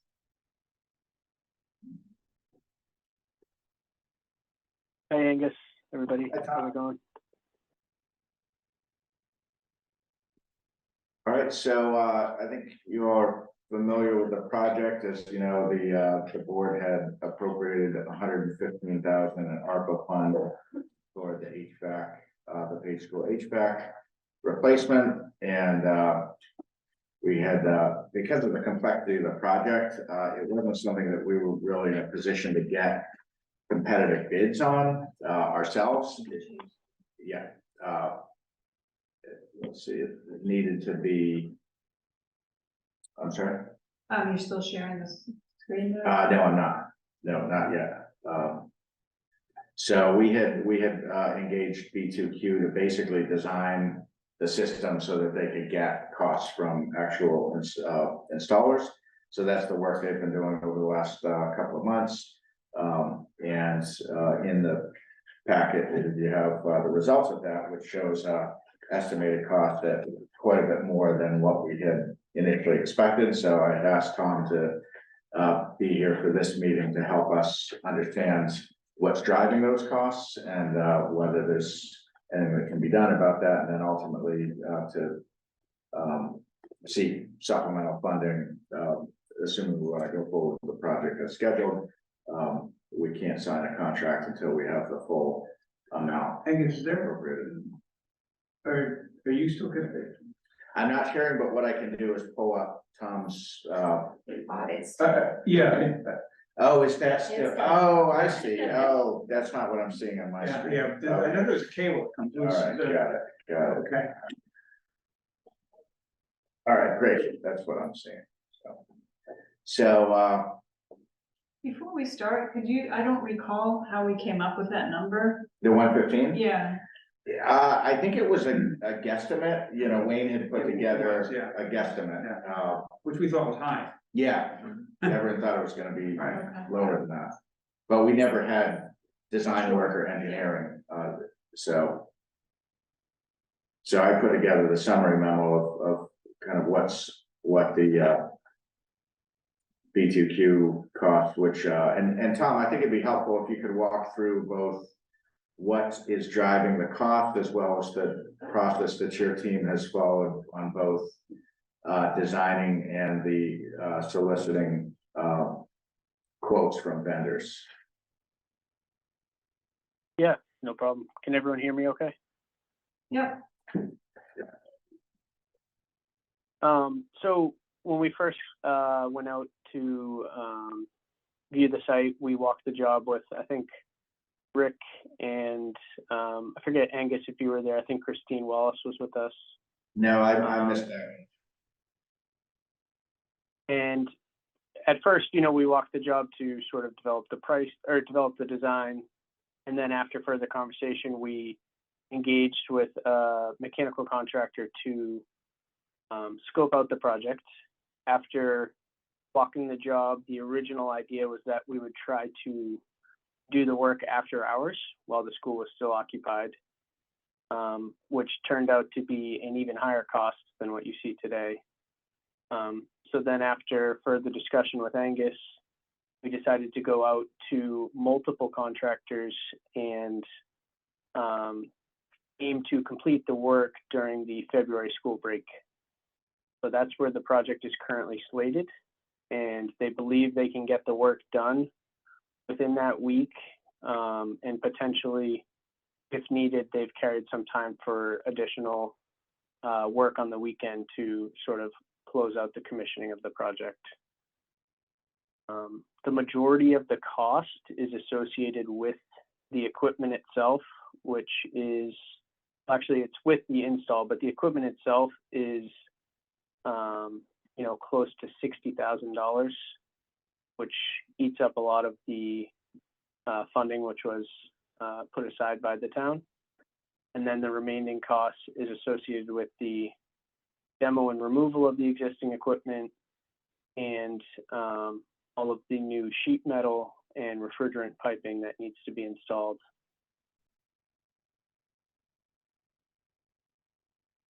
And this is just for the administration wing, this is not the whole building. Correct, right, yeah, there are basically four units, four, end units, one condenser. Yeah, so it's the, yeah, go ahead, sorry, Tom. I was just gonna say, I think one of the other reasons why the cost is probably as high as it is because everything associated with the equipment is above a drop ceiling. So they're gonna have to basically take the ceiling down, do all the work, and then put the ceiling back up, which obviously adds time and labor to the project.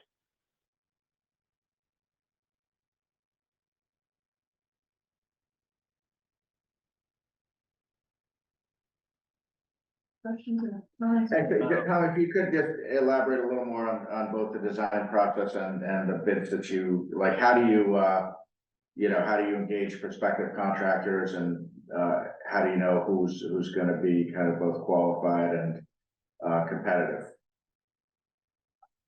Yeah, definitely.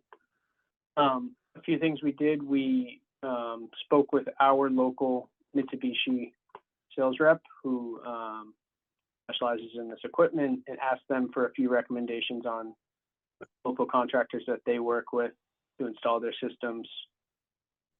We also have a lot of experience designing and similar to this situation, working with the town to sort of get a turnkey price to install this equipment. So we reached out to 4 potential contractors, 2 of which got back to us and were within 10% of each other on cost, which sort of said to us that the pricing seems reasonable and seems in line. I was listening in a bit at the last topic, and I think it is true that construction costs are just much higher than they used to be. So there's a lot of instances we're seeing in the market where, a price comes back and it's like, that can't be the price. And then you go ask another contractor and they give you the same price. So we were just as shocked as the town was when we first received the first bid. But then after, going out to another reputable contractor and receiving a similar price within 10%, we really weren't sure where cost savings could be made. And were they bidding on a scope that you prepared? Yeah, if you want, Angus, I can share the drawings that we have. Sure, yeah, I'll go ahead and We make you also the. developed. I'm gonna make you host, but just remember, when you leave the meeting, be sure I reclaim host first, because if you leave the meeting as host, you will end the meeting.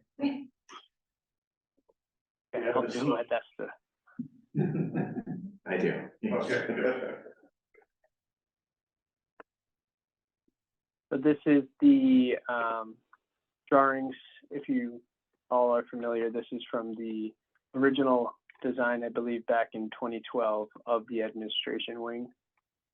So when you walk into the building, there is this sort of entry area, which has some air being provided by an ERV, which provides ventilation to the existing area.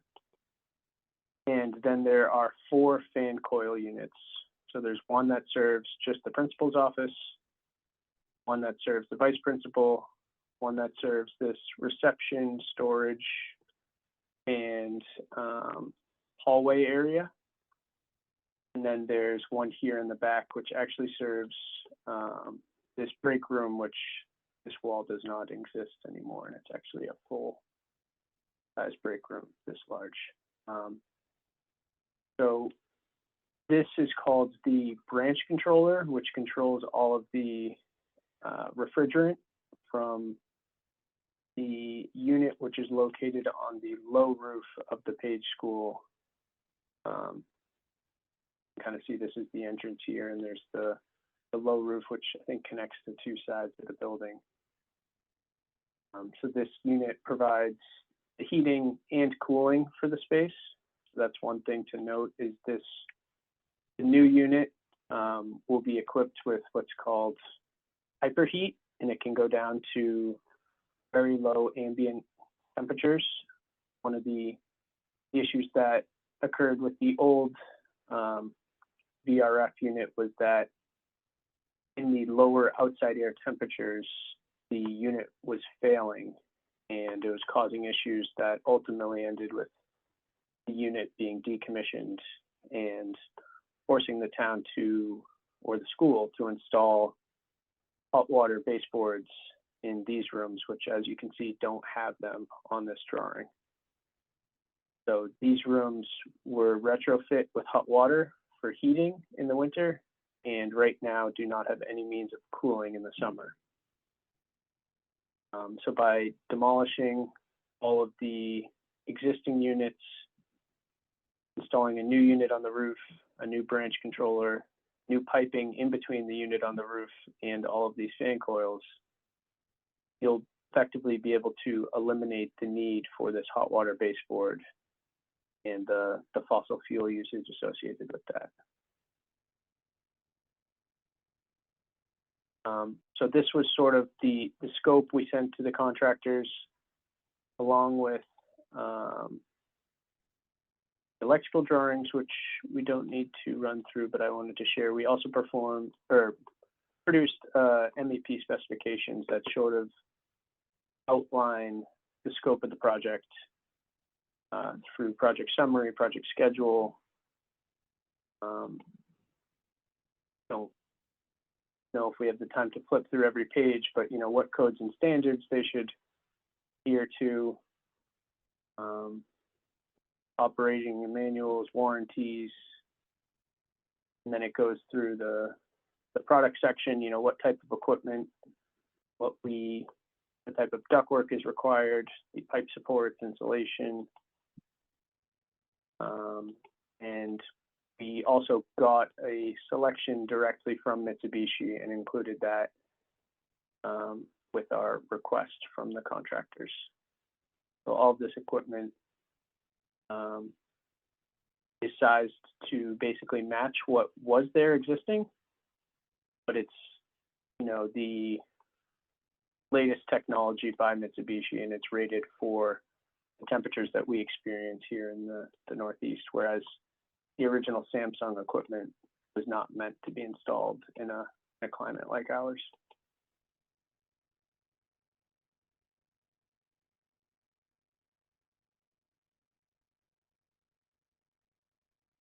Does that give a bit more of a summary, Angus?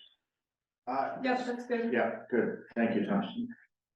Yeah, a few questions, I guess. Yeah. If I'm not, I think this is the third time we revisited the price, wasn't it? Originally one number, then we came back with an increase on our, which basically is all irrelevant. It's just we're struggling with it, so we had a bad number to start, I assume. So I guess the first question for Tom is, how does this number compare to comparable systems in the past? I mean, it does seem excessively expensive, especially based on our expectations, which probably weren't very good. Is it competitive, or is there something driving it, such as trying to compress the installation schedule into 1 week? Does that disproportionately push the cost high? That's a great question. I think having it in 1 week is not necessarily compressing the schedule is not necessarily increasing the price. I know when we were assuming overtime and assuming, you know, the space is occupied, each day they go in, they lay down the plastic wrap over the existing sort of office area. Then at the end of the day, they do their cleanup, take their ladders down, put the ceiling back up. You know, that definitely drove cost up. But I think the work, you know, small area, and there's not, you know, it's not like they're installing, I don't know, a tremendous amount of equipment. It's just the cost of the equipment, the cost of the sheet metal and the copper piping that they're using for the refrigerant, on top of just all of the small intricacies of installing this equipment properly. I think that's what's driving up the cost. And they are using prevailing wage, which I think might add to some of the cost. Whereas, you know, some of these contractors might be able to, you know, have lower labor rates otherwise, but Prevailing wage and rates. Yeah, no, we definitely have. So, but you said the equipment was 60 grand, so that leaves roughly 170 grand for installation and administrative. So I guess the thought is, if we put it back out for pricing, with the understanding you'd probably miss the window of installation for the winter break, would it be possible to put it on, get further pricing to see if it'd be more competitive and do it during the spring break? Well, the summer, even when it doesn't Well, have to be. you want this operational for summer, so the building. Yeah, but Yeah, but if it takes a week or a week and a half. Well, either way, whatever, yeah, I mean, give you 2 weeks, when school get out to do it before the time heats up. So do you think we would get substantially more competitive pricing if we went out to more vendors and had a different time frame? I can't say yes or no. I mean, all I can say is every job we're working on is more expensive than folks are expecting, and contractors are more busy than we've ever seen. So it's very tough to say, you know, if you wait a couple, you know, if you put it out to bid and you try to get more competitive pricing, I can't say whether it's going to come back in the same price range or, you know, within 10%. I don't know. All I know is we did engage 4 contractors, 2 of which got back to us, and they were within 10%. And the one contractor who was able to walk the job, you know, was,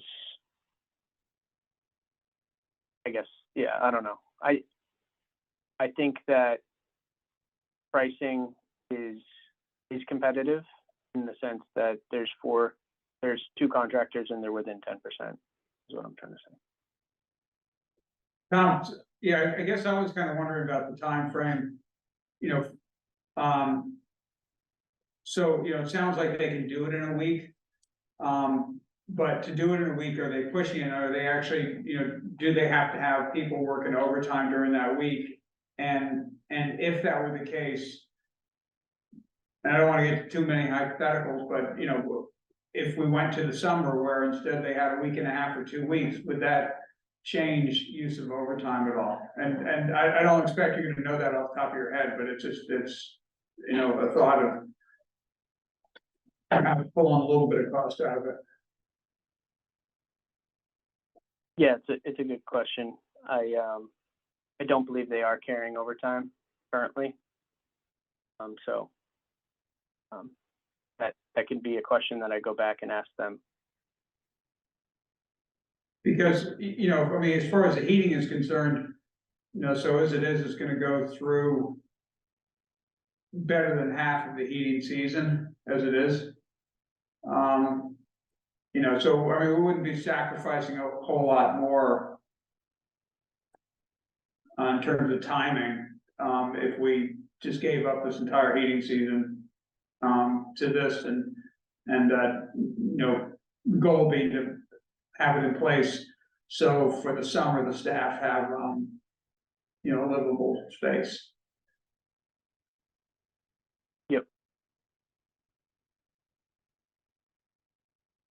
So Tom, I had a question on the pricing. I guess I'm wondering, the turnkey project management fee, I mean, the engineering, the application, the construction administration, those are all separate items. I would think that would come under the turnkey project management line. If you could just explain what that covers, if it doesn't cover all those things. Sure. Yeah. So I can do the proposal here. The turnkey project management is more for us to work with the town, develop the short form contract between ourselves and the contractor, developing the construction schedule, working with Angus and the Page School, working with Brian Richards to make sure that everything's coordinated from a site perspective, and then working with the contractor sort of throughout the process to compile and submit all the record documentation for the project. So wouldn't that be construction administration? I guess I'm not following what I mean, I see you have it spelled out there, but it seems like a lot of money is going towards the management of the project versus the contractor.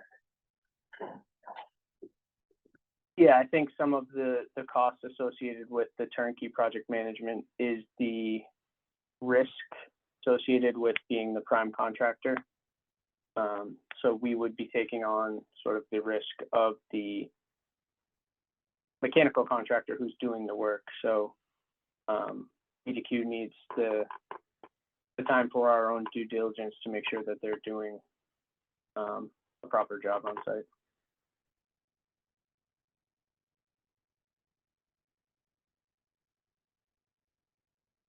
Any other questions, Chris? On that same page, what's it's called estimated incentive of $28,000. It's just the National Grid. So does that come out of our overall cost? Yeah.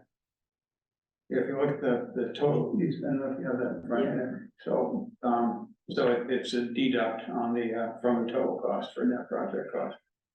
I'm sure the math comes out the same though. Should be down to 193, less than 115 allocated.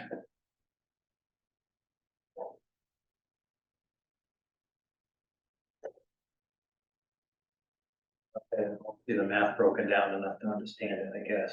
We're looking to take the money that's left. Do you have this, Chris, have this? Yes, he's comparing it to Angus's memo. Okay. So we're looking at take the 81 grand from the residual from the Pawtucket project and another 38 grand.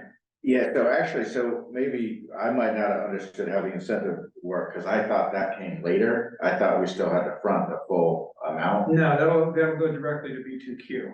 Okay, Yeah. okay, so that would change the numbers in my memo. Yeah. And, Yeah, and, Drop 28 grand on that number. yeah, and So although it's, it's only 10. you know, although it's a trivial amount in the grand scheme of things, it should be, I think there's probably another $2,800 on that.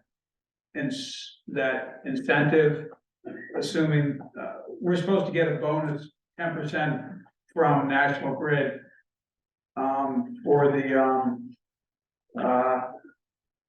you know, for my having attended that municipal energy summit down in Worcester in the winter. That's supposed to be. Yep.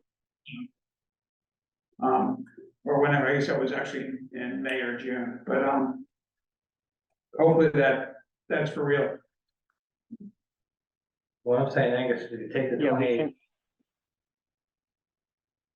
off of the overall number, it'll drop our opera Yeah, almost down to 9,000 and change, right? yeah, I think so, yeah, That's what we need I don't clarity really on. understand how the, incentive works, so. Well, we're looking to take another 593 out of ARPA.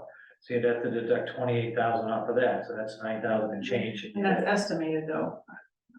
Yeah. So just, Well, it's a fixed price fee at that point. We say estimate, we're not gonna, this number's not gonna vary again.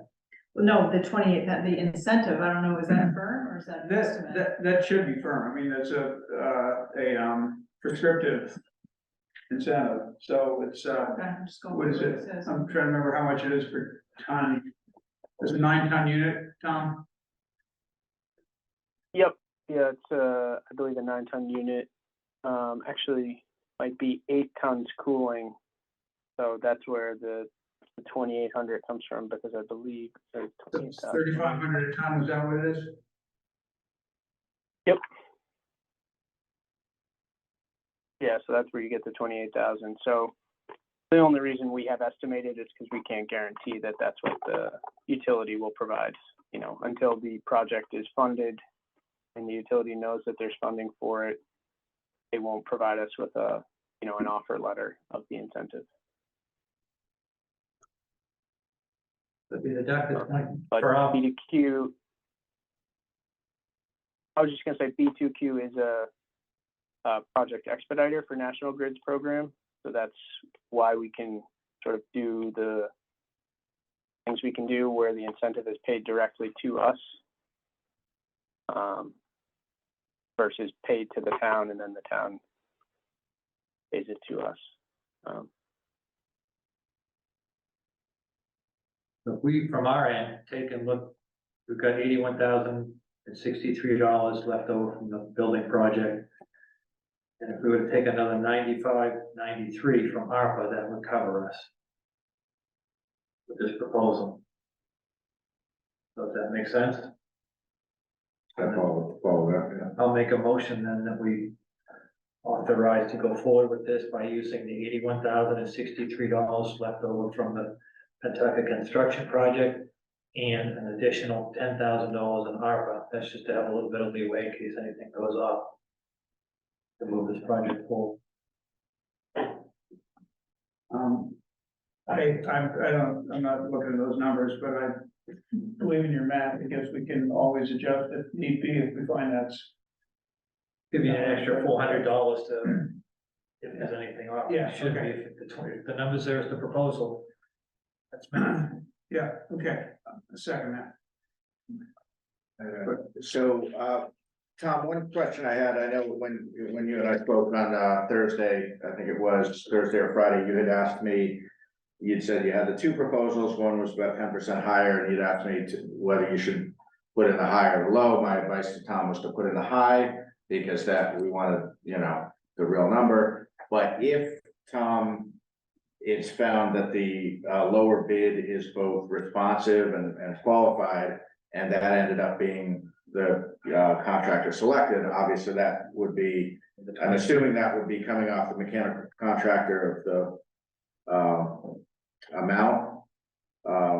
So what would that 10% amount to? Because I guess walk us through how does that contractor selection work, and if the lower bid is responsive, I assume that obviously would reduce the total cost. What does that 10% apply Correct, to? yeah. So our thought was, once the funding is appropriated, we would do one last walkthrough with the two contractors who sent bids. And since one of the contractors hasn't had a chance to physically walk the job, we would give them the opportunity to do so. We would let them both provide one final price. And assuming, you know, they both know that they're in the final running for the job, they might be a little bit more cost competitive. And we can be completely open with the town on those prices, and I guess have a discussion at that point when we receive them. Would that process precede the town's execution of a contract with B2Q, or would the contract with B2Q provide for an adjustment of price depending on what contractor was selected? I think we could provide an adjustment price. I haven't specifically worked on a project where this was the case, where, you know, the pricing was set and then there was a sort of a rebid to contractors. Typically we, you know, go in with a firm price and that's the price. But in this scenario, I'm assuming that we would have a contract with the town, and we would either amend that contract or determine at that time what the best path is for both the town and B2Q. So Tom, you've got a bid, you said it's roughly 10% lower, so that's gonna be plus or minus 20 grand. Are they the one who's walked the site with you currently or not? The lower price was the one who had walked the site. You said who had? So the Yes, he said that. So he's got more full information, he's got a less cost. I think we ought to repackage the proposal with that, wouldn't that make sense? Does the proposal include the higher amount? It does. I had advised that he Okay. carried that just because I didn't want to have him come in and say, oh, well, that's what it says, but it could be. I'd like Yeah. to see it repackaged with the lower, he's done the site walk, he's got more information, there's no gaps at that point. And we don't need the ARPA funds. That's it. There you go. Yeah. Is that what he actually said, that the person with the lowest price had done the walkthrough? Yeah, Yes. yeah.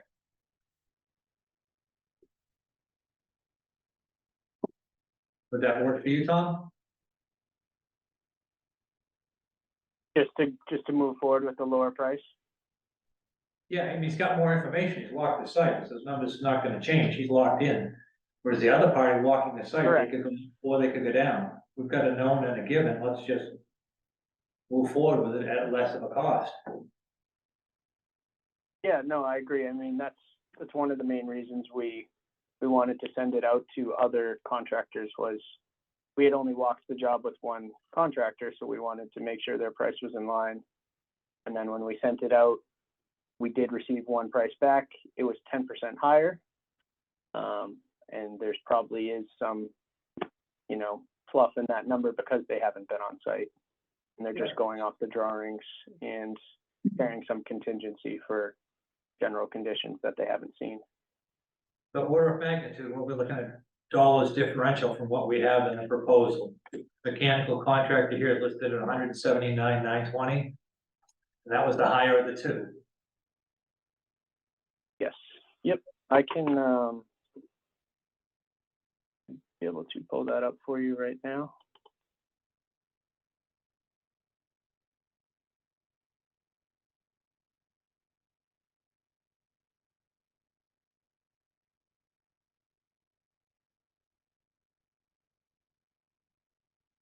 It was 164 even. 15,900. Actually, just under 16 grand. 15,920. So we can theoretically deduct that and then have to make an accounting if it impacts the incentive number. We shouldn't, because that's based on you said the size of the unit, Right. not the Okay, price, so. So if So we that could we don't- repackage with that, yeah, we don't need to touch ARPA funds. Mhm. So what do we do with this motion then? We can't You withdraw. make a friendly amendment. We move to go forward. I figure how to say this the right way. Do we need to vote on using the page school? It's a little unclear. I talked to Greg LeBrack and I talked to Suzanne, the new finance director.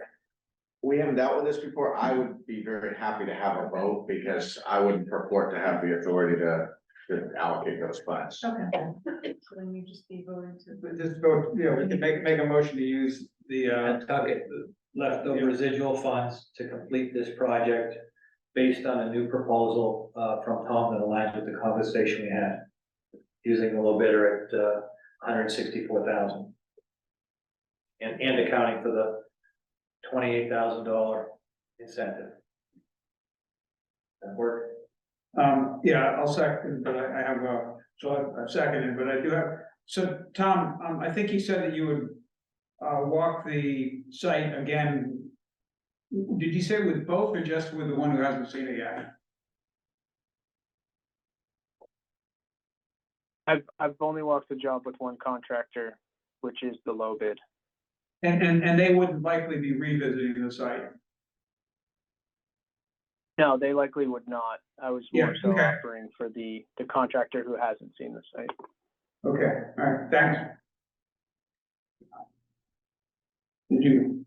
Yeah, I'm Only just, The only, sorry, I was just gonna add, the only comment I have is that the lead time for the equipment is about 8 to 10 weeks.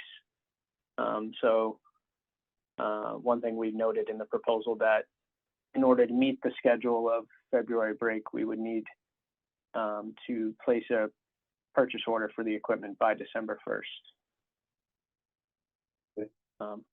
Otherwise, as discussed earlier, we could postpone until the spring break. This should allow you to do that. yeah, I'm a little concerned that, I mean, I added up all the engineering costs. It's 55,000 versus the, contractor of 165,000. It seems really high. I mean, is that typically what, your turnkey management provides? Typically, to be sort of, we are an engineering firm, but we're also almost serving as the general contractor for the project.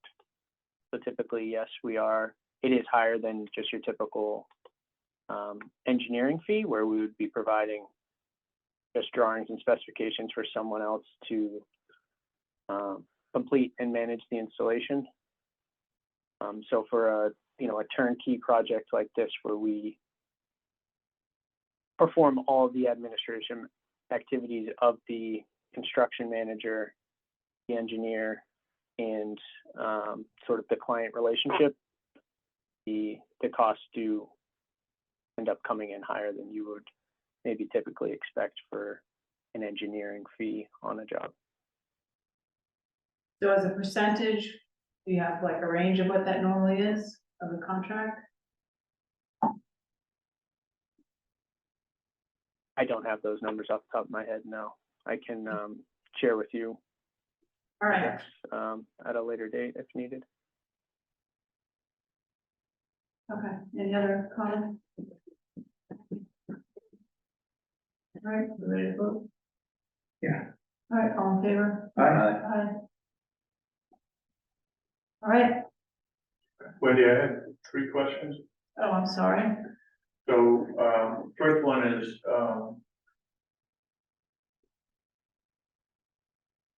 are you leaving in place the current existing baseboard heating as a backup system?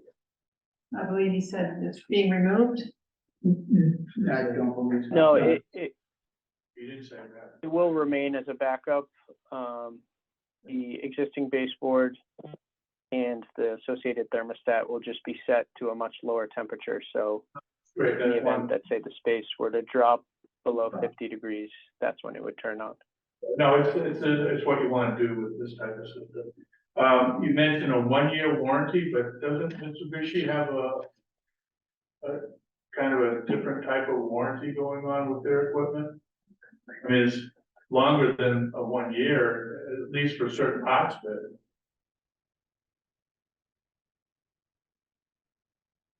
I believe share my screen again. The warranty we have from Mitsubishi is 1 year. The compressor itself will be warranted for a period of 7 years from the date of install. Just the compressor.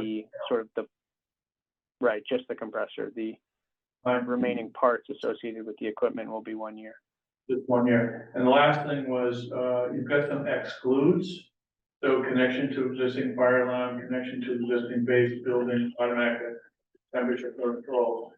That would then be part of the project that isn't included in here, and we have to get those done, right? Do we know how much those are? Well, actually, we talked about not connecting to the existing building control system. That would be a significant adder, and it would be redundant with the dedicated control. Given the Mitsubishi controls. Right, Yeah. Yeah, so I'm really asking is any of the excludes present a problem to you guys? That's what I'm asking. Yeah. You know, I don't know, you guys know. I mean, how about no, you want to connect it to the fire alarm or no? Is that significant or no? I actually, as far as I know, it's not, Right. I just know that there were exclusions, Yeah, that's all. yeah. You guys deal with them however you feel appropriate. Great, thank you, appreciate it. All right, thank you, Tom. Thank you.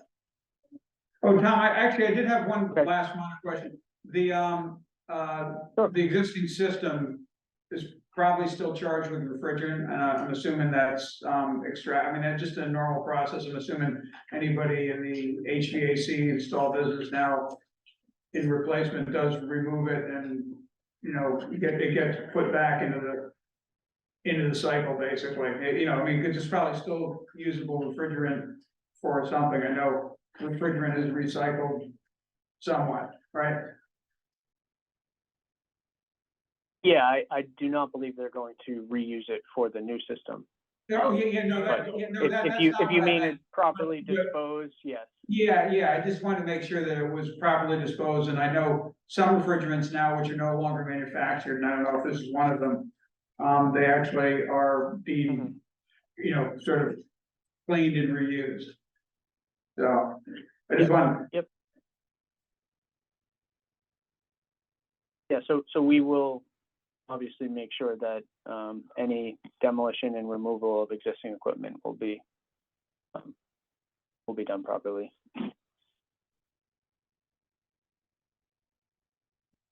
Thanks. All right, Tom, let's plan to connect tomorrow regarding next steps. All right, sounds good. Thanks, Angus. Thanks, everybody. All right, make sure you Great, thanks, change Ernest. host. Yeah, no, I already. Yeah, we're all set. So, Tom, let's talk tomorrow. Okay, before I leave the meeting, do you want to claim host? I did. I already reclaimed host. Oh, okay, okay. Thank you. Thanks, Tom. Yeah. All right, I would propose that we take item I and table that until later, which is just the general discussion of ARPA. Yep. Water. And Jay, is that all right? Sure. Okay. So this is review of proposed scope, contract for study of sites with the potential for a couple of so this is the proposal from Weston and Sampson. Angus and I had a teleconference with him and his associate. So this is pared down from what was approved at town meeting, but I think we could pare it down even further. I would propose removing the bedrock analysis. I mean, I don't know how you guys feel. I mean, that's kind of not a lot of bang for the buck on that, on the bedrock. I completed a file review of the exploration history. Mhm. It's a one-pager. it seems that, there is a perception that the exploration history has been somewhat inconsistent. And so I'd like to speak to that to inform the board. If I could have 5 minutes. Sure, I guess I was just asking on the bedrock exploration, is that something the water department's interested in pursuing? I think that's one of the things that, if you look at the history, there's been a pretty comprehensive exploration for fractured bedrock sites. And the productive locations seem to be known. They may have other issues. Yeah. So you would agree with not having that be part of the scope? If we could subtract anything out, then that could go, based on your research? I guess I would answer that slightly differently. I think, the proposal was developed without the benefit of kind of knowing the history, and, you know, and I would say many of the things that are being proposed in this document have been done, such as the fractured bedrock analysis. In fact, fractured bedrock analysis has been done twice in the last 40 years. So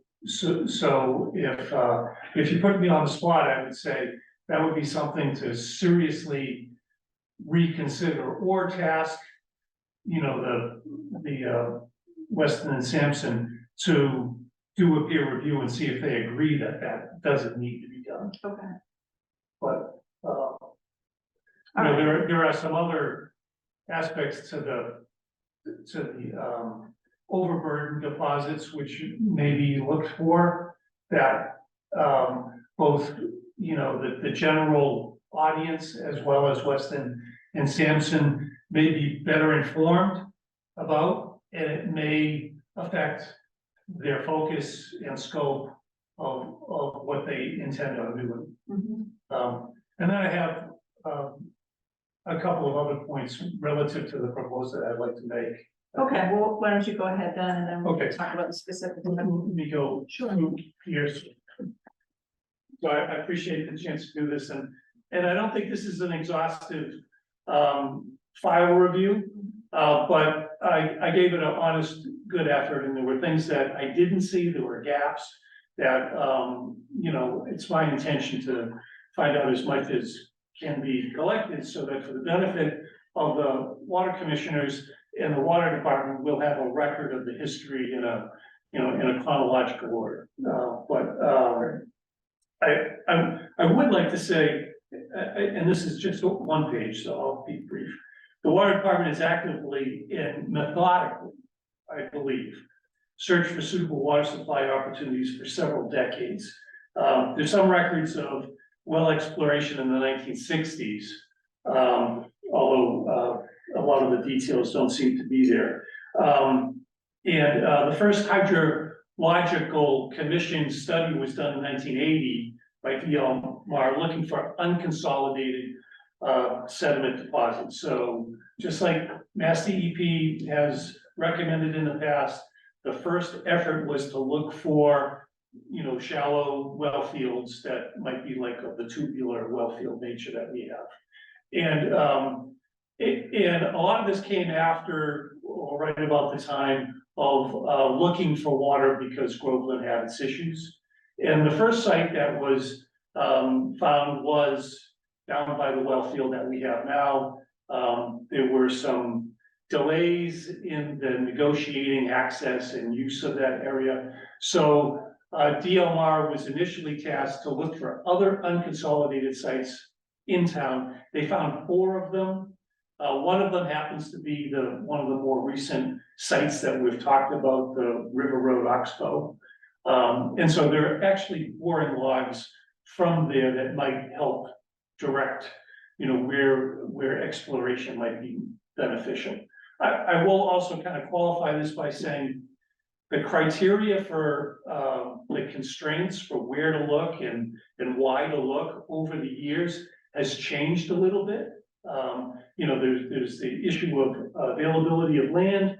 There's always been the issues of pollution, but there's also been early on some constraints about where to look relative to where the high pressure mains were in town, as opposed to necessarily the rest of the town.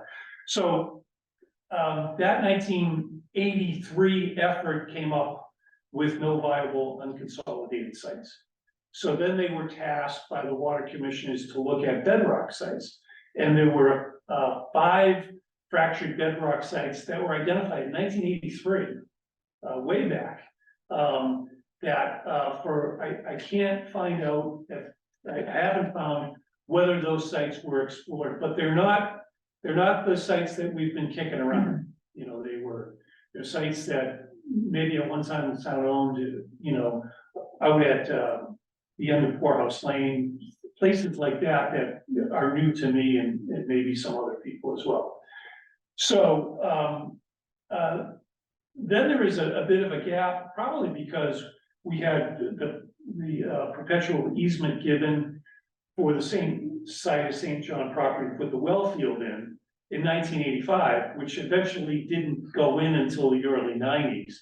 But it wasn't until 1993 again that DLMR was asked to look at bedrock sites again. And this was this is also with the recognition that we formally addressed DEQE back in '83 that we looked for permission for bedrock sites because we couldn't find any based on DLMR's best efforts, which is what Weston and Sampson is intending on doing again. At that time, 12 sites fractured locations where there were intersections of fractures were identified. Comet Engineering came up with a ranking and identified and ranked them. One of them was the Andrea site, and one of them was a Thurlow site that I'm not quite sure, but thinking that was too close to the Indian Hill Reservoir and part of the aquifer, which is why it wasn't pursued. But then the Knoll site, which is between Main Street and Middle Street, was identified. And in the late 90s, there was extensive investigation looking at those 2 sites, including, as some of you may know, USGS actually mapped the zone 2 of both of those. For whatever reason, I don't know exactly, the Knoll site was not considered viable. It may be because of the zone 2 delineation, but the Andrea site was more actively pursued, including VLF analysis, which DLMR did, including this really extensive USGS test production well investigation. And the Andreas was found to be viable, and it was borderline manganese. There's some mention about maybe being close levels of radon. That wouldn't preclude developing that well, but there was also some issues with the butters about what the impact might be. So for whatever reason, that was abandoned, even though the town went as far as purchasing the Andreas property. And then, as you may know, then the Dunn property came up, and then we went through the whole effort of investigating that.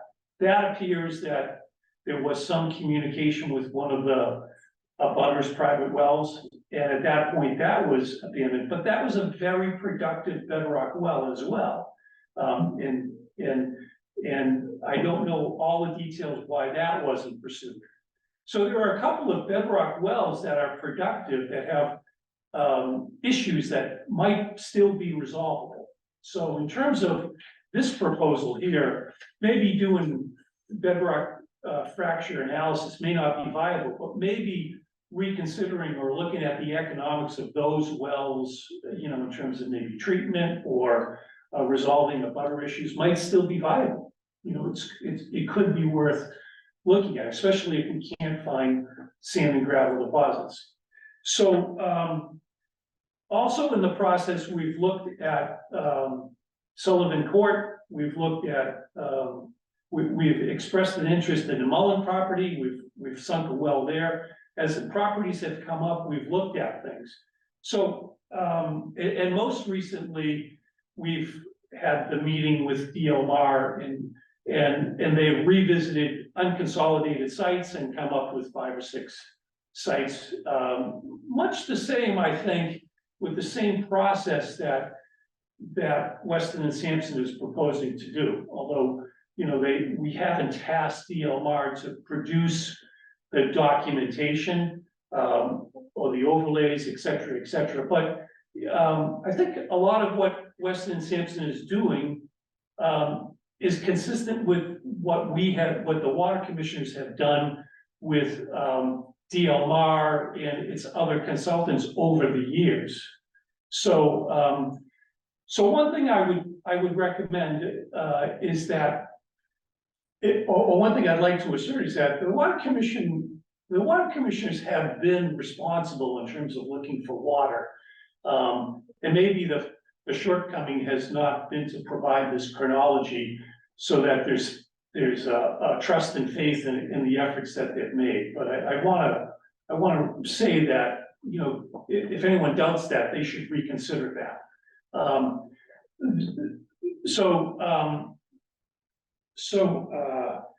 So I would have some things that I would recommend. One is that, as you move forward with Weston and Sampson, you engage the water commissioners to kind of target what they will or won't do. The other is, you might want to consider having Weston and Sampson do a phased approach to at least the water issue, so that they can kind of confirm for themselves what has already been done, so that they are not going to suggest a new fracture analysis, for example, as you recommended. The other thing is that the Weston and Sampson proposal is talking about sea level rise. They're talking about looking at 21E sites and other sources of pollution to exclude investigation. They're talking about water investigation, and it's a lump sum. And I mean, I think we've learned that maybe those tasks should be itemized or broken out into different tasks, so that we can see their progress in each of those things, rather than wait for the one big delivery in the end, when maybe they could be 3 separate things. I mean, for the 21E stuff, they'll be talking to the Board of Health and looking at the 21E database for sites and stuff like that. That's What's 21E? It's the Oil and Hazardous Material Release Prevention and Response Act. Okay. So we did ask that they change the Okay. pricing. It's not a lump sum anymore because All of right. materials, yeah. The only other comment I have is that when they've indicated, Weston Sampson has indicated that they want to look at the board's direction, the year 2100, 100-year floodplain plus 6. They also mentioned they'll look at 2070. It's not extra work, but I would recommend that they also look at 2070 and 2100, 100-year storm event plus 3 feet. Because that would give us more ability to consider engineering solutions to that 3 feet. If indeed it comes down to splitting hairs about how much to spend for sea level rise versus how much to spend for treatment, or how much water we can get, so we can make those trade-offs with more options. And I don't know if there's anything else that I missed, but it's been a good process to look and see it's impressive what the town has done looking for water over the years. And I'm sure there's more information, and I'll pick up more anecdotal stuff that we can confirm. I'm fine, because you're starting to bring it all together. There's all this smattering of information out there. It's probably been done well. That's what we're trying to do, is get it brought all into one Yeah, program, so we can see where it really is. I think we all appreciate, kind of knowing the history a little bit, but it also informs us for, what we need to do in the future.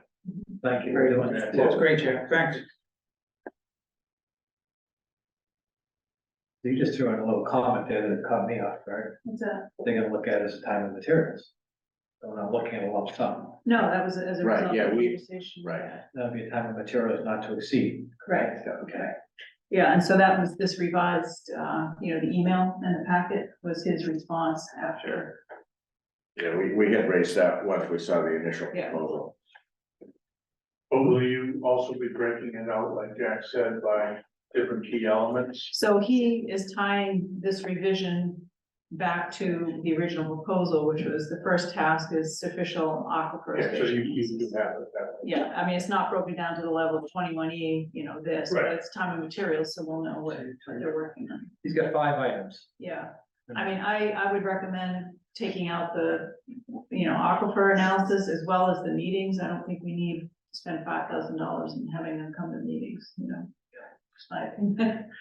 And I think we could forego the meetings, but my question is, do you want to get a complete package and have them just revisit that, maybe even with a peer review, as Jack said? Well, that, we told them that you were working on that compilation and we said, that's great, that'll be part of their analysis. That should save them work, I would think. They could knock that number way down. I wouldn't just forego it altogether. I'd let them do the peer review, see if it's more required. If it's time and materials, you're still gonna reduce that significantly, you pull the 5 out. So you're coming in below 30 somewhere. I think you want it as comprehensive as possible.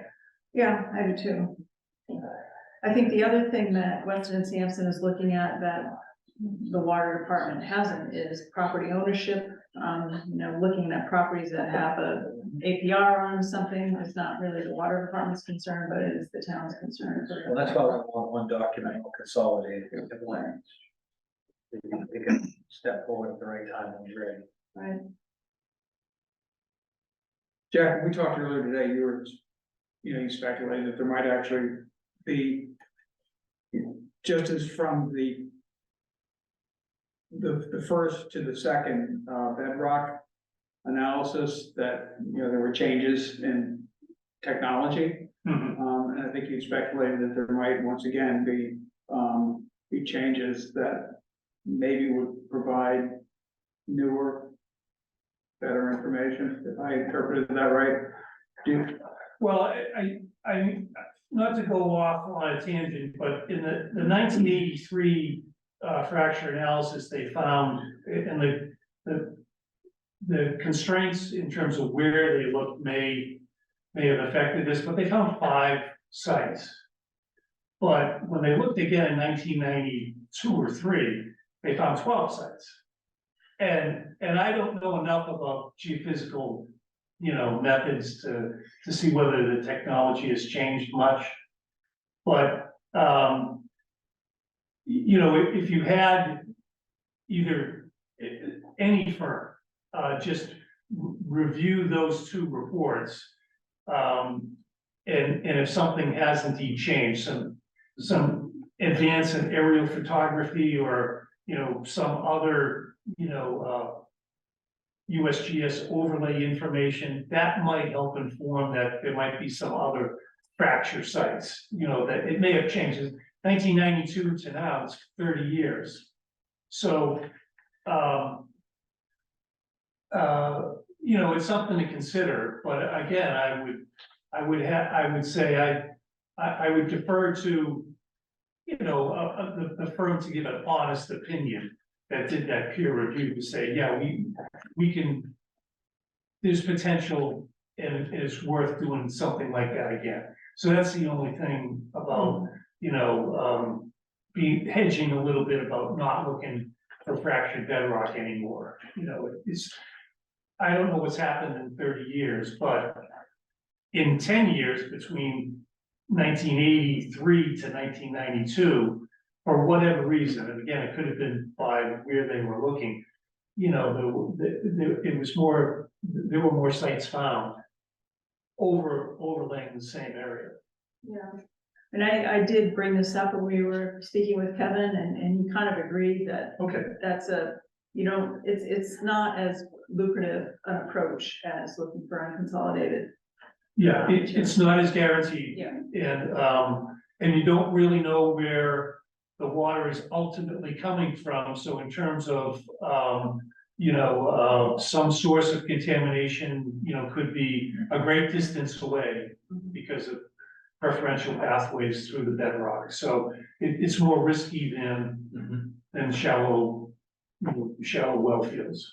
So maybe we could leave that as a potential, not have it be part of the work, but, if nothing is turned up from the unconsolidated, work, then maybe that could be an add-on that we say, all right, can you take a look at this now? Or revisit, Dunn property in Andreas, or maybe any others that are highly productive wells, maybe looking at what those decisions were not to proceed, and see if there's, anything viable at this point in time to pursue it, whether it's treatment technology or agreements with the butters or something like that. Yeah, I just would be hesitant to have them spend a lot of time researching that. Fair enough. But I take your point, and maybe it's worth further consideration. Any other comments? What are you looking for? No, I don't think we need a motion to make this. I mean, I was looking for things to cut out, because I think the price tag, even though they reduced it, is still. I think we get rid of the meetings, just give us a report at the end, Yeah. that's fine. Yeah. But time and materials not to exceed, call it 40 grand. You pull out the meetings and then take it from there. Yeah, I would also have them not do the bedrock analysis until after we get the consolidated. You know better than I on that. I mean, we agree. Are they with gonna it. do the peer review portion of that? That's, I don't know, that's, I'd like to have at least go that far, Doesn't that, I mean, the peer review shouldn't take much, shouldn't take much, and it yeah. might be a good limitation, I take. yeah, I mean, that's part of the scope of the Yeah. first item, is to look at everything that is in the water department for records, yeah. When you say the scope of the first part, Well, what he's calling the official superficial. factor, yeah, so even task one, then scope looking at the info for the existing info for bedrock. For everything, For all everything, the okay, water okay. department records. yeah. Why not?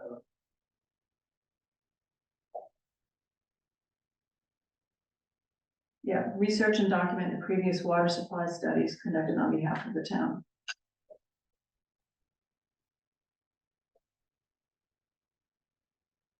So I'm assuming if we cut out meetings altogether, that there's, somebody will still have dialogue, some significant dialogue. Doesn't have to be appearance at a meeting, but, somebody with a good feel for, for this, from, you and Angus, perhaps. Yeah. Yeah. Well, you can get the final product in and then decide to call them in for a meeting and pay them for that meeting if you wanted to. Mhm. Yeah. Yeah, because $2,600 a meeting seems like. Nice, right? But, Do you need that as a motion, just go with that. We don't need a motion, do we, Angus? I mean, the money's already been appropriated by. the- No, I just think that, where what comes down to signing a contract, I certainly would wanna know, that I'm clear, when I'm signing the contract is clear on scope and budget. I'm hearing different things that could maybe be winnowed down, but, it's been, I mean, the clearer we can be, I don't know if we wanna. Maybe asked to, for you know, motion. Yeah, I mean, I feel like we've got a detailed proposal And from an email, September. yeah. We have a much more superficial breakdown here. If we can get these mashed together to where the written agreement matches what the intent is. Yeah, And I think if we could put that on them to produce that, I don't wanna have to translate these notes. and how do you feel about asking to do +3 feet? I don't think it's that much more work. I don't doubt it's not, once the models. So Yeah, would you yeah. just confirm that there's not an increase in price? Yeah, well, I think when you and I spoke with them, we did talk about like, what if we ran different scenarios at different levels, and yeah, once the model's built, that's a very incremental level of effort. It's not, shouldn't be a big budget driver to do multiple scenarios. Mhm. I was surprised with this more computer charging at that point. Yeah. All right, so we'll get feedback to them and ask for a revised or updated quote. Yeah, And then I that think will be the basis of the contract. Yeah, I think that's right, yeah. All right. Anything else you want to add from the water department? All right. Yeah. Thank you. Thank you. So will you share that in your summary, or did you already share with Angus? Or is it? It's a still work in progress. Yeah, it'll be done soon. Okay, Thank you for doing that. all right, great.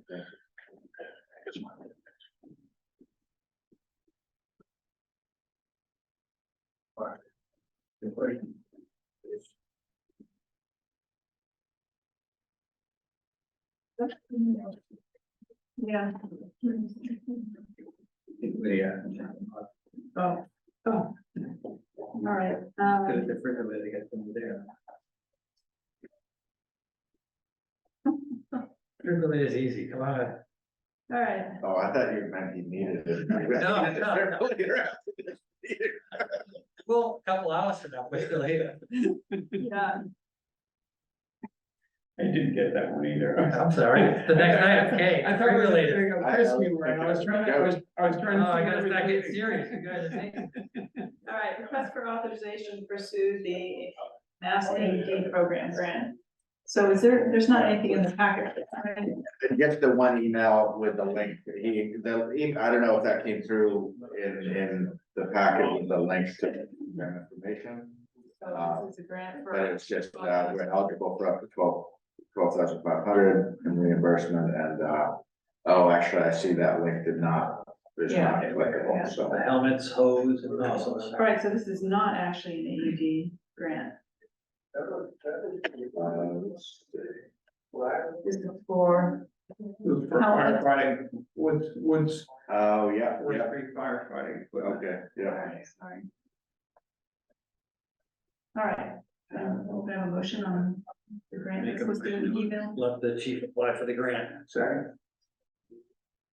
Just as a quick commentary, this policy was put in place years ago. I think we're probably getting closer to a point where I could just approve grants, except where there's like a financial match or something, but. Or I've future let- obligation, that was the only time it impacts us, if you own something forever contractually. Yeah, so anyhow, something for another night, but when things like this come in, I'd love to just be able to say yes, but I bring it to the board, so. That'd be great to be able to have that opportunity. All right, so let's vote on this, but can't we just make a motion tonight to give you the authority to do that? Going back to the board that hired me, I told them if we're gonna amend policy, I want you to have written policy in front of you, so I know what you. Is there a policy that's? There is. Okay. Yeah, so we should revise the policy and bring it forward, All right. just so we're not Let's add that. having to figure out tomorrow exactly what you meant. Gives me some evidence. All right, so on Great, thank you. motion for the grant, all in favor? Aye. Thank you. Right, consideration of draft letter and potential townwide mailing. So there are a couple of letters in here. Input from you, Chris, thanks. So what we had decided was that we were gonna identify the points we wanted to make tonight and then draft a letter. So I'd be happy to draft a letter, but I think what I wanna know is what the ask is, what we're asking from Whittier, and then, the points that we want to, identify in support of that ask. But I don't want it to just be another letter saying, we didn't get enough notice and all of that. I thought mine was pretty straightforward. Again, I just, What, instead of just pointing out everything that's wrong, let's figure out what we want them to do with something. boom, number one, revise the agreement. Okay. It's all gonna work out more equitably. I mean, that's, I thought in my head, what's the problem? I just sat and I didn't think about it too much. I think they're gonna have to take a step back and look at a scaled down project. I think it's just fiscally unfeasible for the district. Do you agree with that? I'm not confident that's correct. I'm not confident that it'll serve the mission of the school, of the district. I'm not looking at it from that perspective to be, I know it would serve the mission of the school to have it. But if they don't get it voted via the district and the funding, they've got nothing. That's the peril we're at right now. Yeah, so I put together notes and I didn't get them emailed out, so I don't know the best way to transfer this. Well, can we talk about what it is that we want to ask? Okay, So you're saying you want to ask them to pull back, reevaluate.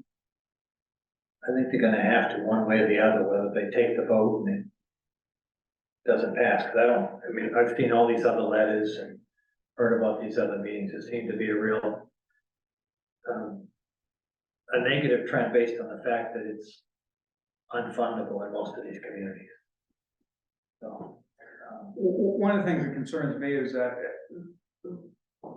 from what I've read, it sounds like some of the communities at least have responded as though they assume that if the vote passes, that they need to deliver the money tomorrow. Looking at the payment schedule, so whatever, if I interpret the estimated new school funding, payment schedule correctly, FY 25 budgets would include so nothing in FY 24, FY 25 budgets would include a very small component for a new school. FY 26 would increase to 50 to 60% of the maximum burden. And then it would ramp up after that to the full debt payment amount, in FY 28. That was just looking at the spreadsheet that they provided with the payment schedule. So if I'm interpreting this right, it's money and they got, we all have to figure out how to come up with it. But it isn't as though it's being asked for tomorrow. But it's not in anybody's 5-year capital plan. for No, sure. I don't deny that. It's just that, the response though has been as though it's an immediate thing, and it isn't as immediate as that. It definitely, it's happening and it's not in a 5-year plan, but it isn't as though they have to, snap their fingers and come up with money. Yeah, I think what I got from the letters from the other towns was that people should be aware as they're voting for this, that, in other towns, it also is gonna necessitate an override. Yeah. And so if you separate the two votes, then, people are gonna be shocked. and elimination of other projects they have in Right. the pipeline, which is some of the comments were staggering what they're gonna have to eliminate, so. My fear is if Whittier goes forward with this as it is, it's gonna fail and they're gonna be back to the drawing board. So we'd rather give them direction now. They can decide what they wanna do with it, obviously. Is it an option to pull back with the MSB process? I mean, I don't think that they're gonna let them. Based on prior experience, what we've been told, it isn't, but Yeah. who knows?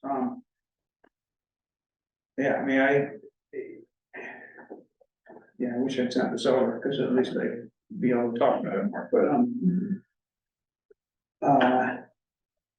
So what would you like to ask in this letter? What are the points that you want me to? okay, well, first thing was just pointing out although it's not in the 5-year plan, the immediacy isn't the way that, it isn't as immediate as people have responded. So there is some time to think about it and to figure out how to deal with That funding. becomes like a hostage situation, and, this Newbury, Amesbury, they got all these other projects in their 5-year plan. And if this passes, they're gonna have to eliminate some of those projects at the expense of this. So it is immediate, not the fact that the money has to go out now that their whole plan changes. The impact. is immediate. Yeah. So, it's just such an unforeseen extraordinary expense.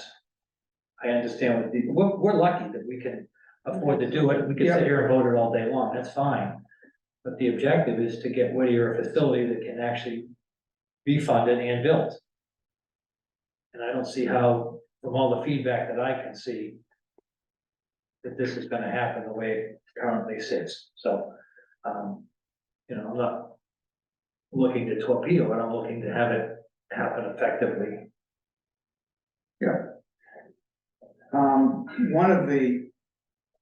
One of the letters that I've read somewhere, and I don't remember which one and by who, it might have been from, Joe in Amesbury,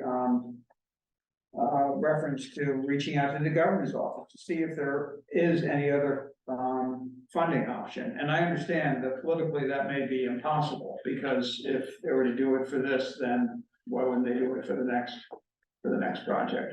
But until you ask, We're gonna say, maybe, we don't know. right, yeah, and until you ask, you don't know for sure, and if you never ask, then maybe you miss an opportunity. But I think they haven't shaken the trees, because they came up with a significant chunk more, millions. Right. So I know they're out there trying to get as much as they can.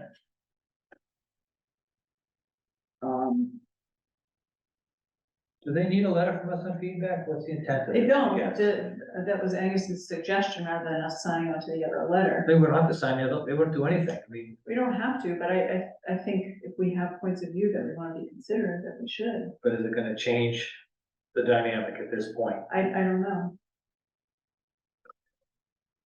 No matter what we put in the letter, I don't think Woody's gonna pull the vote back, do you? No, I don't. Probably not, but, okay, so here's kind of an ask. I did not make it to the public session last week. I had other stuff going on, and I don't know if anybody else here did. And we might have all, or any of us, felt that it was redundant with what we had just done 3 days before. So it'd be helpful for Whittier to schedule another public forum to which municipal leaders were specifically invited, requesting submission of as many of their questions beforehand as possible, so the complete and accurate answers could be provided with relevant documentation. Because, I mean, there, you know, at the discussion last week, people were a little flat-footed, you know, questions were asked, they didn't have answers, or they had maybe answers. And then follow-on questions prompted by the answers to our questions should be anticipated, and encouraged, so that everyone leaves believing that concerns have been acknowledged. I think there needs to be, seems to me that it would be helpful to have a more direct to municipal leaders, and I don't just mean this community, I mean all communities, 11 communities, but not a free-for-all, where people put their questions together beforehand and, get the best response possible and hear questions, prompted by those answers, and everybody hear the same information, because right now, I'm sure there's a certain amount of people's ideas spinning in people's heads, and everybody having a slightly different perspective on what's really going on and what the options really are. That's a great idea. But how does that dovetail with the current schedule they have in the election? It's gotta happen pretty quickly. Do you think that would change? I'm not sure what changes, I guess. I don't know. All I know is that if we don't do anything, then. Well, I think it could address one of the things we talked about last week was, Communication. yeah, and that there's no Right, community exactly. support for this project. Right. So I don't know if it's too far gone for some of the towns based on the tone of the letters. Yeah, I don't know. Well, I can, again, if you don't try. Yeah. Then you don't know what's gonna happen. Any other asks? I don't think so. All right. For me, I started my letter, and what intended to be a letter was just thoughts to discuss.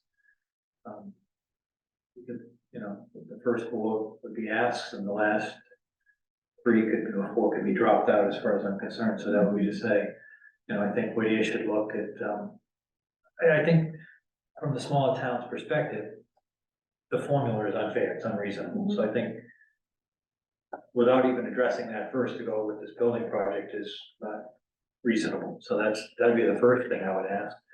Second thing I would ask, would they look to significantly redesign the project to scale it down, both the size, the magnitude of the project, as well as non-reimbursables. There was a posting, I don't believe most of what I read on Facebook, but some of the facts that people are throwing out there, the number of fields that are getting built and all the magnitude of the, I don't know if it's true or not, but if that stuff is, you know, the number alone would indicate that there's a lot more here than we are in tune with.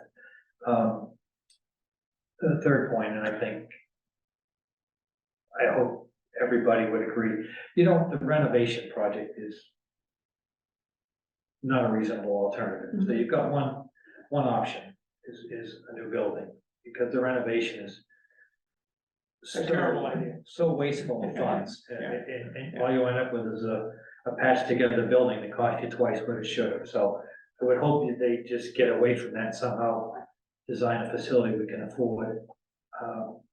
Then again, I think by taking a step back, and they may have to go back to MSBA at some point like Pawtucket did, it does give the communities time to plug this into their 5-year capital plan.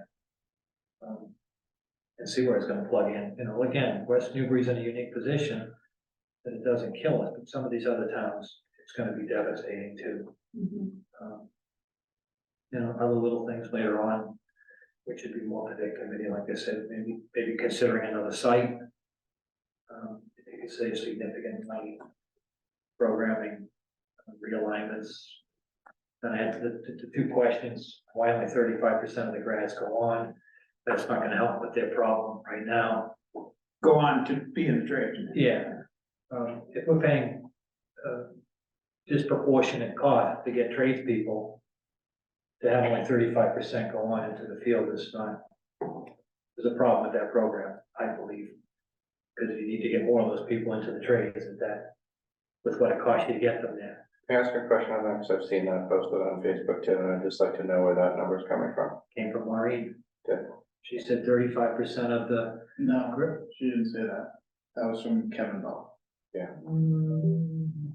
don't remember seeing that in her slides, so. No, that was, so Kevin. The question was asked, and she said the 35, I'll go back and check the video to verify, but she said some also go on to higher education and then go into the field. Yeah. So that's to say, they might not go from Whittier to be a plumber, they might go from Whittier to Wentworth and become an engineer. So, Yeah, no, I think but we didn't get any fuller clarity than that. that 35% was Kevin quoting, I believe, something from like Mass Elementary and Secondary Education, essentially saying this is the percentage that currently go on to trades. I think that's what he was saying. Both ways. So it would be interesting to have that clarified, you know, that's the kind of question where if we did have another, you know, if we had an opportunity to put together questions. Right, but that's not a driver on this project, though, it's just a. Well, but it is for some people, it's We're trying to build, you know, community. right, if you're, yeah, And then the last thing that left me, and I don't even know how you respond to it, the owner's project manager talked about the construction cost, when he took out, what he said was, Feel away. yeah, the fields and the demolition and that kind of stuff, the building itself is 182 million, which is not unreasonable for what you're getting. That left 300 million for other items, that's part of the problem that has to get sorted out, but again, not sure that goes in a letter to this, but that, with 300 million. it's actually Twice what we paid for. it's not quite that, I mean, it's 280, it's a big number, but it's, It's yeah. more than I make in a week. Yeah, but still, I mean, I might as well, you know, if we're gonna talk numbers, we should make them, Accurate. yeah. All right, so it sounds, are you okay if the focus of our letter is asking for a pause so that we can do this community meeting? You know, answer some of the questions that Chris had. Yeah, I am, and, you know, I would love to see it, you know, as far as the pause, I know we talked about if things be delayed at all, but I mean, my understanding was that the vote date was driven in large part by feedback from town clerks. And I understand, I mean, they've got other elections on their plates, but it's a big deal. And if, you know, if this has a chance of being, if the perspective could potentially be changed by more time, then it would make sense to take more time. And I don't know if town clerks would be able to accommodate that with, you know, with the other election that will be upcoming. When is the primary election? Primary election is March 5th. So I believe from what we've all kind of talked about between the town clerks is that was the date that they presented, as opposed to an alternative date closer, much closer to the March election. Because we said, no, that's way too close to the presidential primary. They said, oh, we forgot about that. So how about this date instead? And then I think the decision was made on timing, when the election would be held. So it really wasn't like, we weren't like, hey, this is the perfect date for us. Could it be moved a week? Could it be moved another week? Yeah. We're talking months, so. Yeah. Yeah. What's the deadline again that it has to? Well, so this is, I want to, and Chip, you might be able to, make sure I'm right on this, but I think the MSBA is scheduled to vote on December 13th. Yes. And I believe that's when the 120-day clock starts, that the local election has to occur within 120 days. So I think one thing I haven't heard, I've heard it kicked around, including at some of the meetings with my counterparts, but I haven't heard a clear answer, is whether it's possible for Whittier to ask for MSBA to delay their vote past December 13th. I don't know if that's possible. I don't know if it is either, but I'm glad to find out. That would be ideal. Right. That should show that they got feedback from their communities. So that could be the, you know, focus of the letter. There's no way to leverage town elections because the time frame is only 8 hours allowed. So back here, We still could not align town elections with the Whittier vote. Yeah, okay, right. Does that have to be all on that day? You know, it has to be on the same date, but let's say we chose the day that our election was gonna be, I would still have to run 2 separate elections with 2 separate Yeah, timeframes. but other towns aren't gonna have the same day either. Yeah, no, I think it's more of the fact that Yeah, just logistically. Just logistically, Could be done, not right, possible. yeah, understand. Chip, did you wanna offer anything? Not to put you on the spot, but. No, I mean, I'm not educated enough on the whole school building process. So I'm trying to do is get up to speed on that, and then, you know, I think the challenge is, I understand it, and I think everybody kind of understands it and feels like there's a gun put up, you know, put their head that if it doesn't pass, I think the likelihood of getting back in line with MSBA it's a long tail. And I think, you know, my, let's say, naive take on this is that there's been this delicate dance with that, and you know, trying to figure out what the numbers are to go to the towns, and those numbers weren't available until they were available. But you know, I'm kind of reflecting on myself that knowing that this was out there and knowing that there wasn't enough public outreach, you know, I take responsibility on. Certainly didn't come here to, you know, kind of let that known, and I think I was, again, naively under the impression that the towns understood. But I think what's obvious is that just because maybe you're aware that this is going on, how, you know, I don't think the school, and certainly I didn't do enough to get it out to the public, and I think that's where a lot of the angst is coming from. I don't know if there was an answer on the capital plan, because I don't think the numbers were available to the numbers until they were available, so I'm trying to get my head around all that and then try to figure out, you know, what options we have, but I think, as I understand it, you know, based on the last few meetings I've been in, that if it doesn't pass, then that basically kicks in the renovation as the only option.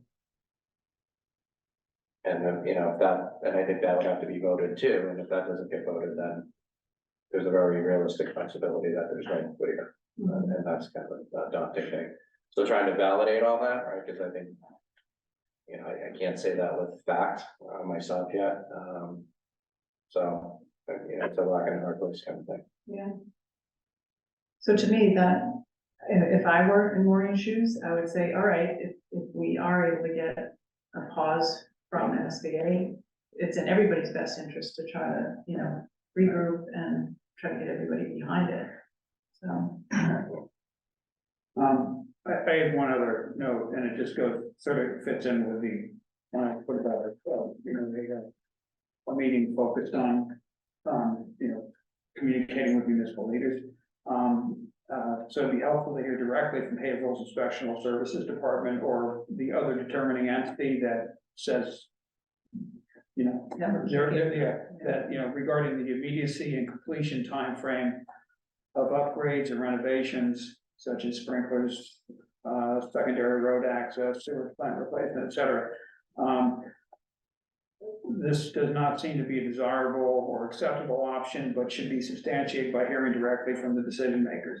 When I say this does not seem to be a desirable option, I mean, you know, the renovation doesn't seem, but you know, we should hear from the horse's mouth what the real deal is as far as, you know, why is there this time frame, or why do things, if the vote doesn't pass to build a new school, why do things immediately kick in? And because I heard, I think, a tone of skepticism about that. And so I just think it would be good to understand, for everybody to hear that directly and to understand as much as possible about it. I can give some insight, and, you know, I agree that getting it from whomever, you know, the authoritative sources, but that my understanding is that the sewage system, or the, you know, the Sewage treatment plant, whatever it's it way is. past my bedtime right now. But the treatment, the waste treatment facility is on its last leg. And they would have to initiate that, and as soon as you do that, that takes in all the ADA things that would then have to kick in, so I think that's the, you know, basically the main issue, yeah. So, you know, validating that certainly is a good idea, but that's my understanding of Yeah. why. Yeah, I was under the impression that sprinklers too, they were being told that, you gotta get sprinklers in this building. Right, as soon as you put a certain amount of money in, it gets in a whole bunch of other ones, but Turo went through the same thing where they had to do an addition in doing. Just kicked the threshold. all right, can you send me your Sure, points, Yeah. and then I'll draft a letter and. I'll send them to Angus, so they can forward them to you, so. I think you can just, Yeah, you Okay, can just all right, send it. okay.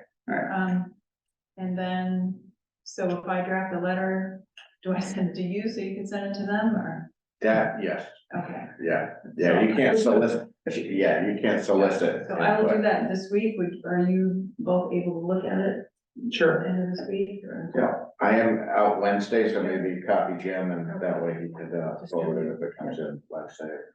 Although, you know, knowing me, I'm probably but.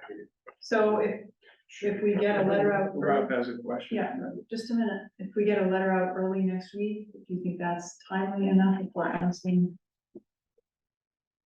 for them to pause, or does it need to go out sooner than? No, I don't think sooner would make any difference with the holiday on That's Thursday. what I was I thinking. think getting something out early next week is probably just as good as sending something this Wednesday. Okay, I'm happy to reach out. Probably better, actually, because it'll won't get lost in the holiday. Right. Yeah. Unless there's something on Wednesday, it means it might, Be long forgotten by.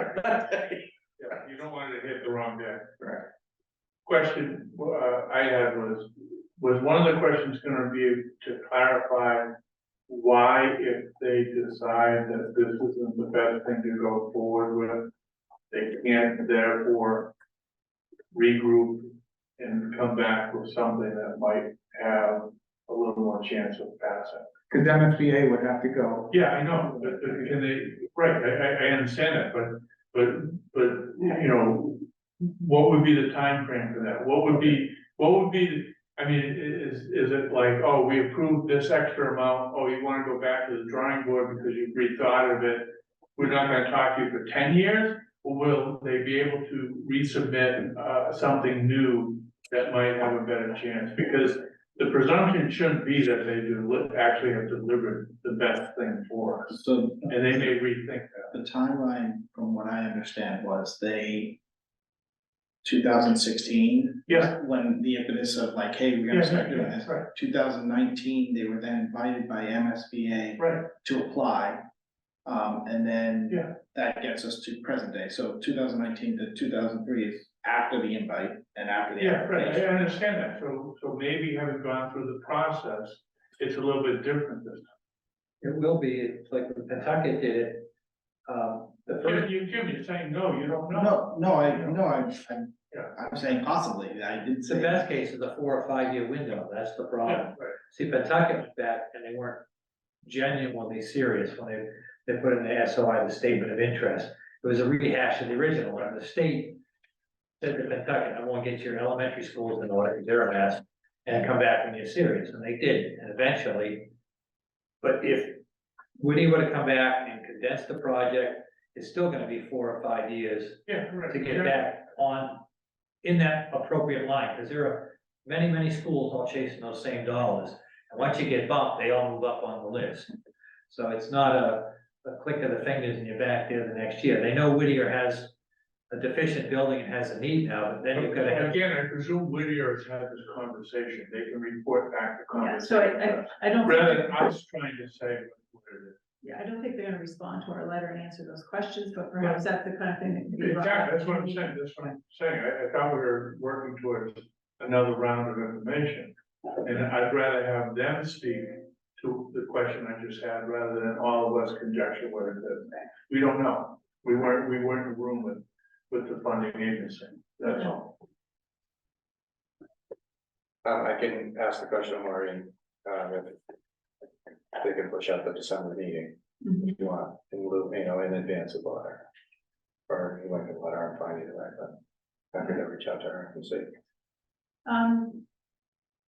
Why don't you let us write the letter Okay. and I'll copy you on it, so. Sounds good. You're there, and if you could advocate, if you think it's a good idea, you could advocate, that would be great. Anything that can try to get this going would be good, because I really, again, based on my understanding, the alternatives aren't good. Mhm. Right. Yeah. So let's bring back. Okay. Great. All right, Yeah, thanks for coming. Thank you for inviting me. Yeah. Appreciate it. Thanks for working See with you. Chris. And now that I'm actually on the website, and hopefully get a hold of me. Right, yeah, good luck with the rest of the agenda. Thanks. Don't forget your jacket, Jeff. Thank you. You realize. You get can outside the come door. back. all right, with your agreement, I'd like to use up the item as discussion of pickleball, because I know that's why Doug is here. He's gonna sit in 3 hours per day. So, is that all right? Works for me. All right. So this is not meant to be a long conversation. I've been to several meetings where it's been discussed at Park and Rec. There's an obvious need for pickleball courts and a commitment by the Park and Rec Commission to look into where they can best be situated in town. So as a temporary or interim arrangement, the Council on Aging has been using the basketball court over at Action Cove. It was agreed to 2 mornings a week. But there's been some back and forth about, what days it should be, and if they don't start right on time, they've gone past the end time. And so there is some friction, and I think as the select board, it's up to us to try to mediate this so that it doesn't become an issue. Doug is on Park and Rec's commission. He's recused himself because he's a direct abutter and the noise impacts him, obviously. So that's another thing that's raised some questions about impartiality from the people that are interested in using the court.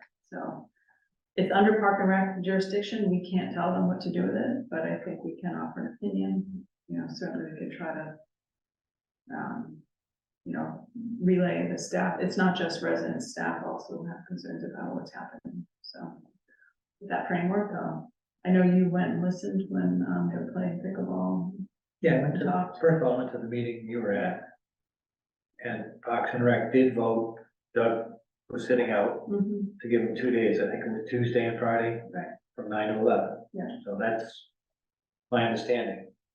And I did go to hear it. It didn't bother me, and I didn't, like I said, the cars on the street bothered me more than the pickleball. I didn't find it noisy. So I personally, if, like I say, if you had, I could see if that whole park was 8 or 10 courts and people playing it vigorously all day long, yeah, that would probably bother you. Again, we all have different buttons that get pushed and you hear things differently, so, I'm not discounting Doug, I'm saying it did bother me. I didn't find it insipid and hell, tripping across it drives me crazy. So it's not a level of noise, and at this time of year, is it a problem? Windows can close, I would assume, so. Yes, speaking as just a citizen, right? I don't wanna get myself in any hot water like I had before accidentally. Which again, I'm sorry about, just as, like I said, as a citizen, as a direct abutter, I wouldn't care if they played 7 days a week for a couple hours a day. My concern as it's a temporary solution right now. Like Wendy said, we're looking for the permanent solution. And I think Chris, you said it best at the meeting, was we have a short-term problem and a long-term problem. And if we can't find a permanent solution that offers, a court to be away from property that doesn't bother butters, then what is the backup solution? And does the basketball court then become the permanent solution? And then it becomes that problem of, oh, it's not just the council on aging a couple hours a week, it becomes like this magnet for people outside, not necessarily outside of town, but just becomes a magnet, and then it becomes the bigger issues that we're hearing nationwide. No, and I can see where that would become a problem if they said, now we can actually get 2 or 3 courts on a basketball court, and it was people playing all day, that would be. Right, and that's where my concern is, as a direct abutter is that the court somehow becomes the permanent solution, and that would be a very large concern, because, to answer your question, it's a long-winded answer, like last week, I worked 24, I was awake for about 21 hours of that 24-hour period, so all I wanted to do was come home and rest, and be at my house and relax, and the noise did wake me up, so there was that, and that was kind of a bummer, but whatever, I was able to sleep after once they stopped, so there is that noise, but again, but I know that right now there are those limitations that like, okay, this is gonna end at 11, no big deal, right? But if that becomes a permanent pickleball court, it can turn into like, when does this noise end? Is it sunset when the park closes, so.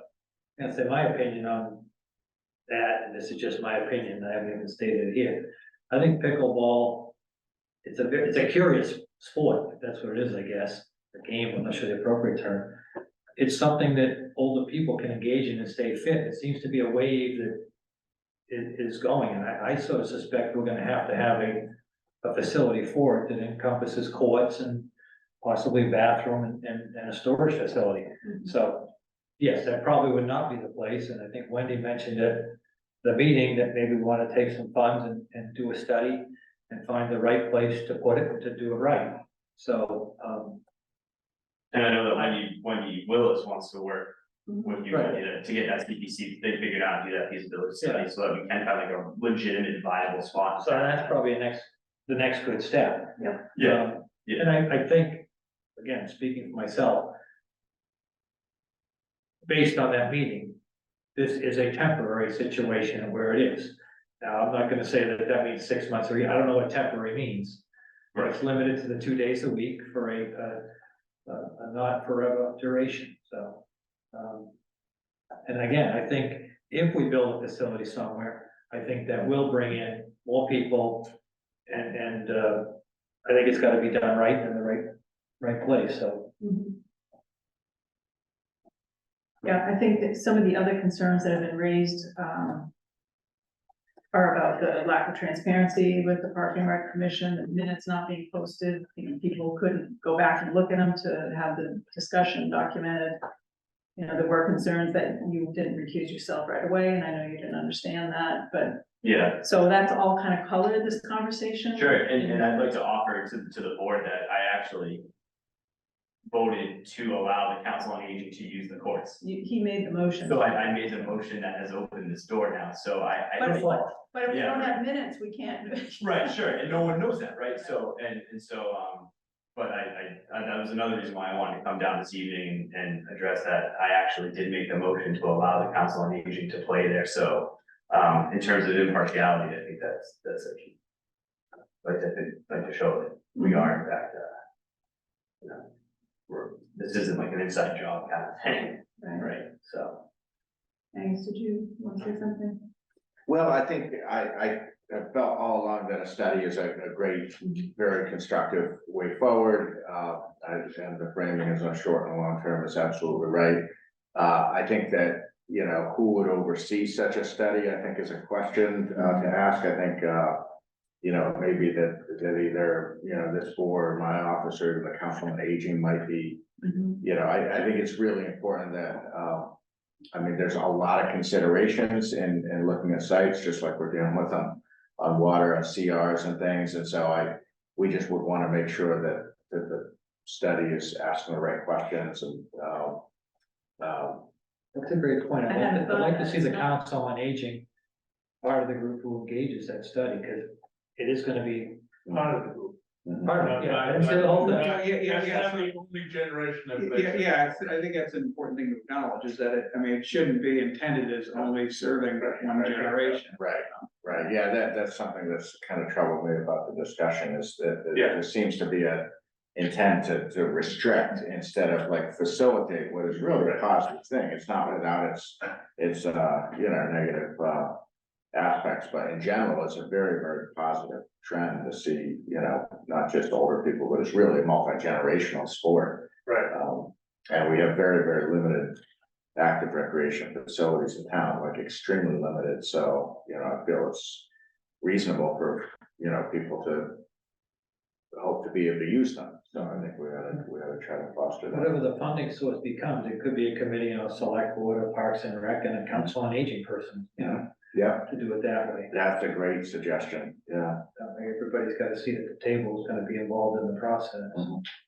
Well, I guess, you know, with Park and Rec, if they don't own the land, then do they still have a role? You know, if we were to identify a parcel at Mill Pond or whatever, and I mean, so that's something I that, think it's still an input. yeah, They might not have control of the facility. I don't know what the plan would right. determine for that. But in terms of the feasibility study, I think it would be cleaner, just the select board or, you know, one person. But I'll pick that up at the CPC. So, Jim tells me that minutes are gonna be posted on Park and Rec Commission. The ones that have been approved, yep, Yeah. as soon as I go. And so I know the meeting tomorrow night is canceled, but Yes, the yeah. next meeting, I will, you know, raise some of these concerns about how this has been going. In the interest of changing it so that there's not that negative association. So going forward. Yeah, and I'll just offer just briefly, Doug, part of my frustration at the last meeting was actually toward the chair, not so much toward you about the recusal. Because I had reached out to him very specifically about concerns both that I had and that residents had communicated to me. So I had a lengthy conversation with the chair back in August. And I had asked him to talk with you because he's the chair, and I felt that that was the right way to handle it. And I think 2 meetings ago when you came in, I think he'd feel like he just said something very cursory to you. And I took it, you know, I took it out of my time to reach out to him, to have a lengthy call, to make sure, and I went through in no uncertain terms, the whole conflict of interest thing. And so when that seemed to catch you a little unawares, I felt like the chair had really let me down because I had been very specific with him. And, you know, so when you were sitting up there and obviously didn't know that you had to physically step down, I was very specific with the chair about all of that. Yeah. Looking for him to make sure you did know as the newest member of the commission. So part of my frustration was it was very obvious to me that he hadn't, that something had broken down. Yeah, so he may not have understood, so maybe it's a you know, need for education, even though I know you did try. No, I was very clear. Okay. I was very clear. So, and sitting in front of, you know, 18 residents, I think it was not a good look for the town. Yeah, and I can understand maybe like some of their frustration with, I don't know if it's directed at me or what the deal is, but. You know, I think it's directed at the commission, but Yeah, that's yeah. part of the whole thing, I think, has been. Right. really mishandled. I think the letter that was sent had a number of problems. It was factually inaccurate. So that's, I just think in general that there's a kind of a credibility issue that's Yeah. emerged.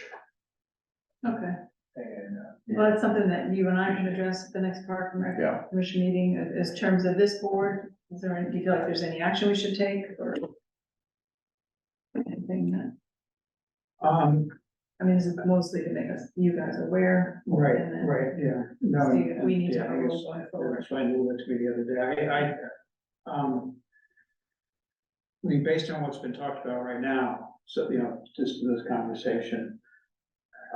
And not having been at the Parks and Rec meeting, I don't see any action to be taken right now, although it's, you know, obviously something for us to pay attention to. Yeah. I will say when comments have been made that people, you know, they're so fed up, they're just gonna go play, put their own nets there regardless of the pool, so I do think it's worthwhile for us to be aware of this and. Okay. And, you know, when this was discussed previously, the Park and Rec members that, well, we'll just call the police, but, you know, it's a Park and Rec property and we have no control over what they do. We're not gonna have the police go and respond to an hour infraction, so. Yeah, I did talk to town council about that specific question. He said it's not a police issue, it's really a Park and Rec commission issue, and it's whatever authority, you know, whatever enforcement agent or agents they have, and they don't have any staff in the police. It's not a police matter. And town council did also advise that it would really be incumbent on there to be clear posting if there is going to be a restriction on activity or hours, but that really ought to be posted on the site so that people can see that. It being Thanksgiving approaching, I can't help but think about Alice's Restaurant, what's in for a kid. Pickleball out of hours. I think it's unfortunate it's evolved to this point. I know, so I hope we can kind of rein everything in and, you know, regroup. I think the snow will, or cold weather will shortly give us a pause. I don't know, this is a couple of birds that have got the snow. I know Christine told me there was an 86-year-old woman playing last week with a parka on. I gotta go check it out. Yeah. And it's worth going to check. So it's tomorrow morning, huh? Not sure if It's there's, today, Monday, Tuesdays and Fridays, 9 to 11. Probably. Yeah. if it's above freezing, I'm sure someone will be out yeah. there. Might be below freezing. Park out. I bet you there'll still be people out there. Anything else you want to say, Doug? No, I appreciate you guys hearing me out. I know it's like a weird situation for me to be here as like both a butter and also a commission member, so I hope I you know, told the line correctly. You did not. Yeah. Thank you. Sorry, I had to say. No, it's great. It's great to learn about what's going on. It's awesome. Hey, come back. Yeah, you should come every week. We'll be able to sleep through anything out there. All right, thank you, everyone. All right. Take care. All right, Jim, are you keeping track of the things that We're I on skipped over? Yeah. letter M. But we skipped H. No. We skipped I. Yeah. I skipped that, but that's being tabled. No, I didn't say No. table, I Oh, I just, thought, Yeah. oh, So I thought. no, I just, Letter M, I nominate Chris to be the select board member of the P.R.S.T. Regional Agreement Working Group. second, Not interested. all in favor? Aye. Aye, done. Are you really not interested? I'll vote for Wendy as my replacement. Are you really not willing to do We'll it? go back to L. I thought I first. I don't know, you throw me off. Oh. M, designation of select board member to the regional. I'm not good with your alphabet. I You don't, know you wanna do it. no, I don't. I think you would be, I think this is a very, very short-term thing. This is, yeah, This is just for Whatever, put it down. the set of meetings to set up. Thanks, Chris. ideally like one or two, just to basically make sure that the three towns I got it. can. All right. use the language. Springtown Thanks, meeting is the big thing. Yeah, but I. Hey, think Chris, by the time don't hold that it's against end of you. January, Oh, no, this is- by simultaneous. This is like a meeting. You're gonna be the. To make sure we're presenting the right thing to the Correct. town meeting. Correct, right. After that, you have to deal with it again, whatever happens. Right, but that's gonna be the full. board. Yeah, exactly. This is really I think a very short-term thing. All right. I know. So I was in for informational primarily because we had the ARPA request. This request has come up a couple of times for kind of where do we stand on ARPA, so we put together the summary. And then where I knew, I was gonna have a request in front of you for the page. I knew the logical question would be where do we stand? So we put this together. Obviously, we talked about HVAC tonight. This highway garage roof replacement, you don't know anything about, and it's not before you tonight. We have it penciled in for the next one. I'm not gonna go into anything on that because it's already very late. But the other ones on my radar are the Coffin Street culverts. We've talked a little bit about that, and in the notes you can see we've got 3 quotes. We're working at staff level to really rescope that and get an apples to apples price. Once we're ready with that, that is something I anticipate coming for ARPA, and I think would be beneficial to come from ARPA because that could theoretically allow us to be in a position to propose construction funding in the spring. So this is, and then of course, Middle Street Bridge is always in the discussion. So this is, to my knowledge, a complete So summary. what's left unaccounted for? So as of now, 609, about 610,000 roughly. If you approve the highway garage replacement, and that's not even before you, but that's about 60. So now you're down to 550. We dealt with page HVAC with no ARPA, so about 550. Coffin Street culverts, the average price is about 50 of the 3 quotes. So let's say that's 50. That brings you down to we're about 500,000 roughly. So I'm just, obviously, I've been concerned all along about Middle Street Bridge and hoping that we would preserve as much of the ARPA funds as possible until we had a, sort of better sight on how we would put together a full funded package for that, working with the city of Newburyport and the state and federal government, whoever else we get funds from, notwithstanding that. So it may prove to make the most sense if we decide we want to install solar on a DPW property or DPW site. It may prove that it makes the most sense for the town to own the system as opposed to a PPA, from a financial standpoint. And conceivably that would be another place to apply ARPA funds. It's not like there's a plan to ask for that at this point, but I'm just sort of rolling that idea out, so it's, so it's. I thought you were gonna say, reserve the remaining amount for Middle Street Bridge. I'm shocked. I'd love You're to too say many that, priorities. but I'd love to say that, but it's, Angus, we had a conversation a couple weeks ago and, I don't think a big chunk of the ARPA funds are what is gonna be needed. I think, there's big enough chunks left that we need something else to fill in the holes. But for instance, if the city of Newburyport were to come up with what's in their capital, in the mayor's capital plan proposal, of 700, and if we were going to match that, and we have 600 that we've already allocated, then another 100 would be the 700. That's just purely hypothetical, but that's. Okay. Quite honestly, if tomorrow we were to find out that we were shy $500,000, I would immediately begin agitating. But I don't see that happening. Yeah. So I just wanted to kind of get that idea out there as a possibility. All right, and that's in the up to $100,000 range, you think? Or, Yeah, probably would be somewhere in that range. Hard to say for sure. We don't have a proposal. And No, I then know. when we get to the end and there's updates, I'll just update you on a conversation that Chip and I had earlier today with somebody, with a vendor. okay. It would be $400,000 for pickleball courts. Yeah. Not the worst idea.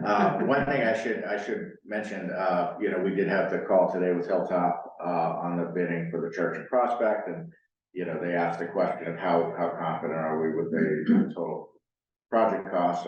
You know, we verified the number recently with Hayden Howard, but no one knows. And so, of course, we should bear in mind that, you know, if that gets put out to bid for construction and it comes in above the, estimated 3.325 budget, water would either need to go to town meeting in the spring or come back, before this board, so. I didn't put that on here, but it's purely conjecture, but. So anyway, this is where we stand. Okay. So no action needed, just wanted to make sure Putting to, that together. and if I really don't think I'm forgetting anything, but if I, you know, now that we have a good list, we'll keep it current. Yeah. Uh, Okay. Good, all right, It's my favorite one. where are we? N. Okay, I think we have it tucked out again.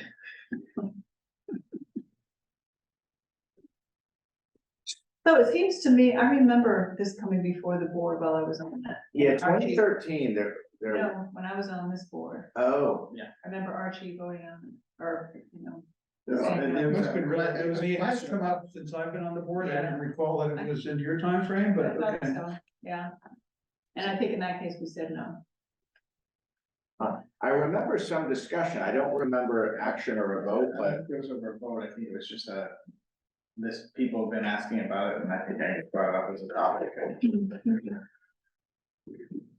Yeah, so this is for, you know, well, this was initiated by a specific request.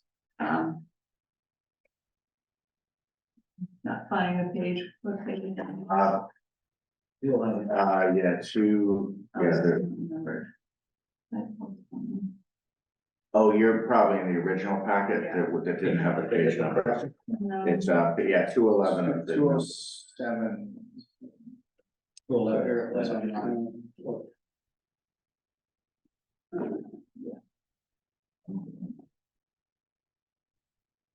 Only have this big screen. Oh, yeah, it was a request. Oh, okay. Yeah, Yeah, I wish I had a nice computer like that. Huh? Wish I had a nice computer. Oh, jeez. You could have had one. So, you know, as I said in the memo, I was specifically not asking the board to act on this request tonight, because if you are gonna take that up and vote it, I think out of courtesy, we should let the person know. I did let him know. Oh, you did? Yeah. Okay, all Yeah, right. he's on a river in Mississippi, that's his job going, I can. Okay, oh, okay, all right. So I said that the link. Job was on the river in Mississippi. Yeah. Wow. Like at Merchant Earnings or something. Yeah, the recent graduate. Yeah, so it meant for Mass Maritime, yeah. No, my intent really, and is asking this be put on is just to get some guidance on you either just want to say no, or if you say, if you're gonna entertain these, you know, I think that We need opens a a whole bigger can of system. worms. Yeah, You know, I mean, my feeling, this Say no. particular parcel, it's right in a hiking area. I mean, I don't think it's the best place for hunting. The Page School? Yeah, What's wrong with kids and hunting? well, and also we have the whole Crane Pond area for hunting. I don't feel the need to have town parcels. Well, that's been the essence of the town, is they acquire land and they don't want the hunting. But they agree with, I mean, Yeah, I have a hunter on my land. He bow hunts, he's been there for 20 years, it's actually two guys. I'm not opposed to it, but I think if you were gonna go forward, you have a hearing, and I think you would be overwhelmed at the response of not wanting to have people hunt. And I understand it, because when I'm out doing my walks, this time of year, you can't go off on trails, you know, out by Crane Neck or most places, the only day is Sunday, because they can't hunt then. And I don't trust people aren't hunting, because I know they hunt on Pipe State illegally, and I know they hunt the River Bend illegally, because I've seen them. So to allow it, then makes it even more dangerous to be on these properties, which I think generally the towns are quiet for more past it. And we do have state properties in town where they're allowed to hunt. Yeah. And then if you do it, another thought, then you gotta have a whole policy on who's allowed to hunt, and is a permit system, and how you go through that. And first of all, this gentleman's not even a resident of town, so, like I say, I'm not opposed to hunting, and it needs to be done, and I'll say, we're getting overrun with deer and things like that. But this one, to have it up behind Page School hunting, I just, I don't know if anybody recalls, but, gosh, more than 20 years ago, Thanksgiving Day up in Seabrook, New Hampshire, there's a lady hanging laundry on her laundry line. And a hunter thought she was a deer and killed her. So Page School is closer than where that gentleman was hunting, so I just, anywhere near the school, the answer to me would be pretty definitive, no. Yeah, more hiking trails. Well, which almost all of our open parcels are hiking trails, that's the problem. I think the one you're gonna have a tough time with is Sawmill Brook with the bow hunter who's requesting in there, so. And they haven't yet, but yeah. I would have loved, Sure. I would have liked if that had been brought up ahead of time. With the one Right. exception, that would have been. Right. Pretty helpful, so. Yeah, that would have been nice to know until prior to last week. Yeah. Uh, You know, if that's an expectation, I mean, that's, you know, that needed to have been communicated much earlier. Within our policy, by the way, the hunting bylaw, Yeah, no person shall hunt, fire, or discharge any firearm on any, blah, blah, blah. Bow hunting, is that considered a firearm? I would say no. Yeah, that's kind of that's missing. Right, Well, it also says shall not hunt, Yeah. because the guy on my property is a bow hunter. Yeah. So theoretically. No, it's- hunt or fire or discharge, yeah. Yeah, it should get cleaned up a little bit. I think this bylaw seems very strange to me. Yeah. And, you know, I think anyhow, it's gonna be an issue for the future. I think since I've been in town, it's come up at least 3 times and maybe more. Cause it came up, I remember 20 or so years ago, to be a topic. And it's not an unrealistic expectation for these hunters to see all this land with Right. all kinds of game out there to shoot. But when you're gonna let people be hiking and taking your dogs out there, it's a dangerous combination, so. Yeah, it is a lot different if somebody's bow hunting. You know, obviously it's still lethal, potentially lethal, but. Oh, it is. But, you know, it's, if you bow hunt, you're doing it from much closer and you're much more careful about, Yeah, I mean, about what you're doing, because all you need is a leaf between you and your target and you don't hit your target. Or maybe not a leaf, but a twig, and so it's just, it's a different activity. It's, I mean, from my perspective, I look at it, it's kind of a shame that I don't think it's a good thing, I don't think we should allow it, but it's a shame in a way that we can't, because deer are just, I mean, they're running amok and, significantly damaging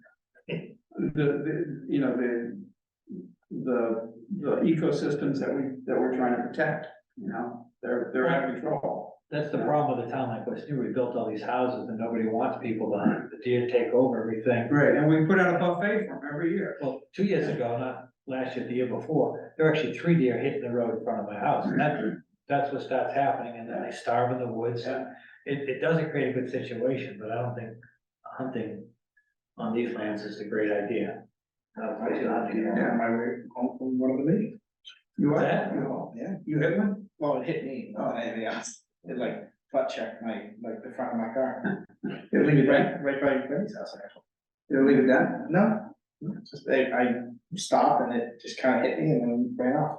All right, so what are we doing with this request? Are we making a formal no hunting on town land? Well, that's where it currently stands, he's asking if he can. So are we, as a policy? are we- My advice would be take up the request in front of you and not blow it into a bigger issue. We got a lot of other work to do. If you were to adopt a policy, that's going to create more time, and it's just. Well, but it's already in the bylaw, right? Yeah, so if you just, Yeah, so Yeah, I request. move that we decline. To Mr. give Poole, approval Mr. to this particular request. Just to this particular one? Well, that was my question, and it, I'll make a motion differently, that we don't change the policy. The policy stays in force as it is. well, it says without select board permission. Yeah, it says, yeah, it implies that you could ask permission. That's a bylaw, not a policy. Right, Oh, It's a correct, bylaw, not yeah. all right, so are we doing Rick's motion or Chris's motion? Tell me whatever works most efficient then. He just- he just Angus already told But I need to know who I'm seconding. I second Rick's motion. All I like Rick's motion, right, all in favor? Aye. so that's to deny deny Mr. Poole's request. So if we want to address this, you're saying we need a policy? Well, I mean, right now, the bylaw is what it is. Yeah. So if this board, as a matter of policy, wanted to say, we're not gonna entertain future requests. We've changed the It bylaw. doesn't change the bylaw unless you change the bylaw, but I think, I could certainly communicate to anyone who asked that, I don't believe the board is inclined to support it. If Yeah. they still wanna ask, they can, but, Okay, I just personally think we have bigger fish to fry than trying to amend the bylaw in the next, there's a lot of other stuff. yeah, we're no, trying to- I'm not trying to create work, I just Yeah. don't want to have repeated requests, and I think the Conservation Commission also is looking for guidance from us Yeah, on how they handle it. I think the requests that come in should be just the policy of the bylaw the way it is currently, and they're not entertaining it. I mean, mhm, Okay, otherwise we could see this every meeting. right, yeah, Well, the reality is it hasn't come in every meeting. It's come in twice in the 3 years Wendy's been on here, and it's not. yeah, I just think if you were to vote tonight, that you're not gonna entertain these requests. I could well imagine leading to, Right. some kind of drama in the next month, which we really don't need. yeah, we don't need her. No, we got enough. All right, we're on P now, or do you want to update on the capital improvements program, or? Just, still working on it with some of the moving parts, so for December 4th, we'll have that on for that night. Okay, so item P, update on Middle Street Bridge, Chris, we've been alluding to that. So, I put together a funding summary, Rick and I are meeting with, Senator Carr tomorrow, to see if there's, other, state monies. I think, my thought is we just need to be really, specific with a proposal to the city. I find, this is great that this is in the city's capital program, but I think it's very kind of, paper thin in terms of any commitment, whereas it's citing the, funding source of state or federal grant. He's not even saying he's gonna put any local funding toward it. So I think if we, direct town council to draw a proposed MOU, and then really push the issue. And what I would intend to do, once we have something we want to propose, is maybe start even copying, maybe either the council president or even multiple members of the council. We did have some good, dialogue with members of the council last spring, centered around the grant preparation for this. And I think that, our objective is to get the city to put funds into its FY25 budget. And I think I said it, I don't know, was it in this memo where I talked about the date with the objective ought to be to get the project under construction, or I'm sorry, under contract by June 1st. Was that in here or was that in the executive? I think that was in the executive. Yeah. That was, just because, I mean, they've got 251,000 still allocated from the MassDOT Small Bridge Grant that will be lost at the end of June. So I think, we now have some real momentum on getting $1.5 million of new funding in the last 2 months. So I think we really need to push this even more than we already have been. But push it with the city. Yeah. All right. Good on that? Yeah. Okay, next item is this, policy revision for event publicity.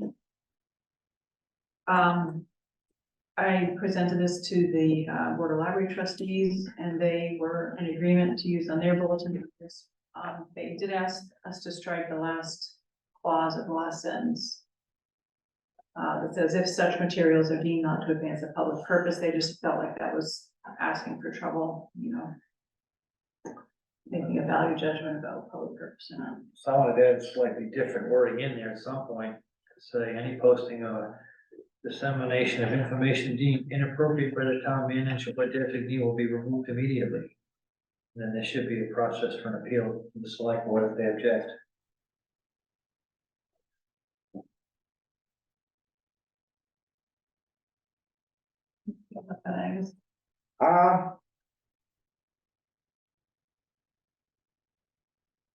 I feel about being heavy. Well, no, I think the sentiment's fine. I think putting something like that in writing is probably a bigger problem than actually just doing it. If I see something objectionable, I'm gonna pull it. If someone doesn't like it, they're probably gonna let you guys know anyway. Yeah. But I think once you start putting that into an approved policy, I think it's just inviting people to push those limits. Yeah, they're gonna test it. Cause that's what they've done in, I think, every other city and town that has. Yeah, I think it's a trap to put something like that into a red. So they got it with the electronic stuff anyways, they approved the town manager or designee too. Mhm. So you're approving it there already in the electronics. But that's where we have to, Yeah, we we have actually to have to actively- post it. That's different than someone put something on a cork board out here. Which is where. You gotta love this world. No, I'm not laughing. No, I This is know. the lunacy we live in. It And then I is. made a note to myself, you know, I think we've all seen Andover with they put up the Israeli flag and then the Palestinian groups had to fight to have the flag put up, and now there's all kinds of hate about that. So the minute you grant one side, the other side's gonna be there dogging it, so. Okay. So I think the spirit of what you said is how it would go. I mean, if someone posted something hateful, you know, if I didn't, I mean, whoever sees it first is gonna pull it. Right. And if someone wants to make an issue with that, that's, you know, we cross that bridge when we come to it. I think that's a good way to handle it. You all right with that? Yeah, I agree. All right. So You can sell me we anything. we need to, yeah, I make a motion that we accept the policy as shown as item R, and the, open session agenda or packet, regarding, use of town resources for event publicity, with the sentence struck or the clause. It's already shown on there. Yeah, I just left it in so you guys would see the change. All right, second, all in favor? All right. Aye. Great, thank you. We'll get that built into the select board policies and post it in the study. Okay, and then this next item is just an update. Steve, you added the assessor, Jim? Or assessor? Yes. you Yeah, did. I did. Okay. And as I mentioned to Angus earlier today, I connected with Chip because all of a sudden, we need to put up email addresses so you can actually find people. Mhm. So that's who's here tonight, because I said, hey, just find your email address and we're talking about Whittier tonight, so. Great. I Connect just with added him, it to he the knows website something. too. Huh? I just added it to our website. Yeah, and he knows I'm the liaison. Great. Who's the, Nice does guy. anything, any reference to housing? I haven't looked to see any reference to the housing authority been added to. I've also- Great, thank you for doing that. Actually, someone came in today with an issue. Really?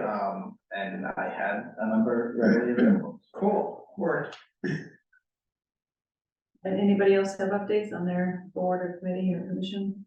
Yeah, so as I mentioned in the ARPA fund thing, you know, Chip and I had a conversation with somebody from the company Select that we had talked with back a year and a half or so ago, about, you know, they had a proposal for, the field behind page tool. Anyway, they work with,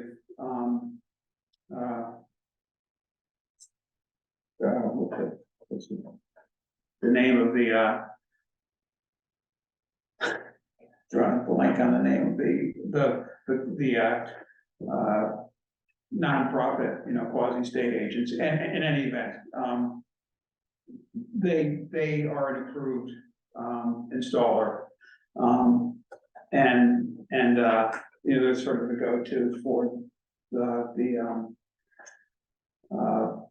municipal or other governmental type solar installations. And, so they're gonna put together a proposal for the 2 locations at the DPW site. And, a couple of weeks from now, or I guess, what's the date, December 9th, which is gonna meet us up there. The 7th, the 7th, then we're gonna meet up there and just go over the site with Butch present, so we can get some feedback as to what areas are suitable and what areas are not, and presumably we'll get a proposal, and then we'll have to talk about what we do with that.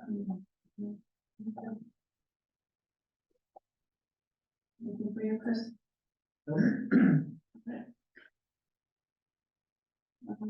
Meeting minutes. Minutes of the meeting of the date, October 30th. Are you, all right, are you okay with that description of the discussion about the select board email? Yeah, I mean, I looked at it and see why you say that as though I should be concerned. I just, calling it the generic select board email. Oh, yeah, that, yeah. That could be struck. Yeah. Just the select board email. Yeah. Yeah, I think the nuance of this is lost, and which was that you had misunderstood where that information was coming from, and what the action that we took from this, did we make? Yeah, actually, I guess it wasn't super clear. I knew, so I read it over, I said, that's close enough, but yeah, it would make sense to make it.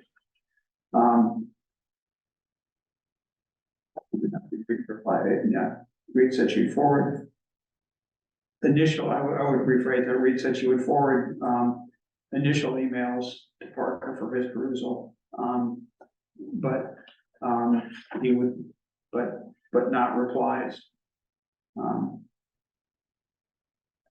think that's adequate. Okay. Yeah, but where it is referred to as generic email, probably should say, select board email account. Yeah, it says there a couple times. Yeah, at least 3 references. Okay.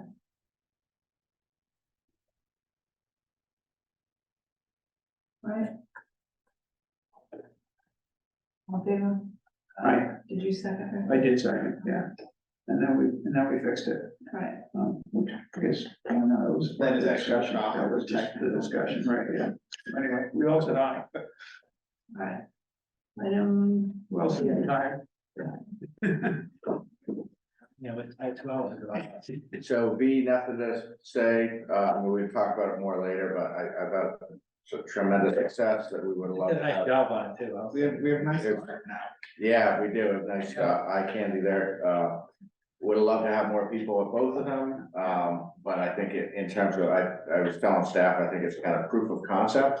You know, and I think now that we've done it, we could replicate it with just less effort, and I think it, I think the basic premise of having like trying to, if we're getting people together, let's inform them about many things and not just the centerpiece item, I think was well received. So, I think there was a lot of, as you can see, there was a lot of enthusiasm at staff, a lot of people excited to be part of it, and I think there would be a lot of interest in looking at making this like something we did every year.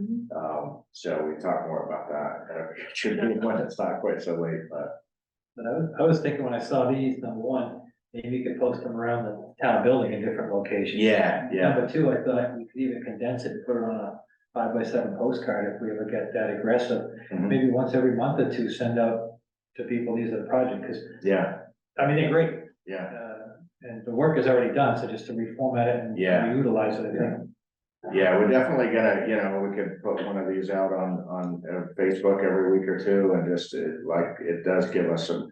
And I also talked with the office, we talked about making sure that for each one, it's clear who's kind of the point person, and that they kind of make it their job to when there's new info or some update to like, remember to change the poster so that we kind of always have like a good one-pager summary of some of the major initiatives. And I think there are a couple of more things we'd love to build out profiles like this for. But I think, you know, yeah, we would pull it together, just kind of like we hoped. So it was nice to see it happen. And I think in terms of the main centerpiece projects, the three that were highlighted, it didn't in any way dilute the type of feedback they were hoping to get on those three, you know, so. I don't think. Letter W, yeah, a lot of unresolved issues, so I reached out to Mark, late last week. I met with Bob on Friday and we agreed the three of us would meet. Hopefully we'll have time tomorrow. I'm off Wednesday, so if it's not tomorrow, it'll be, you know, first of next week, but it's still not in a shape that we can rely upon. Is there any,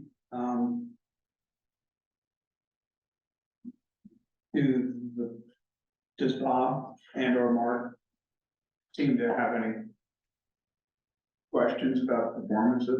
Well, I mean, you were at the same meeting I was at on Wednesday. It seemed like I didn't pick up any defensiveness. Yeah. I think they were just as, maybe not, I don't know, but they seemed pretty frustrated, and Bob seemed, you know, he went into the meeting also having identified some of the same things I found of some of his own comments that hadn't been picked up. So it's just a matter of where the contract is between the Water Commission and the vendor. I just want to work with them rather than just send something to the vendor. I want to make sure that I'm aligned with them.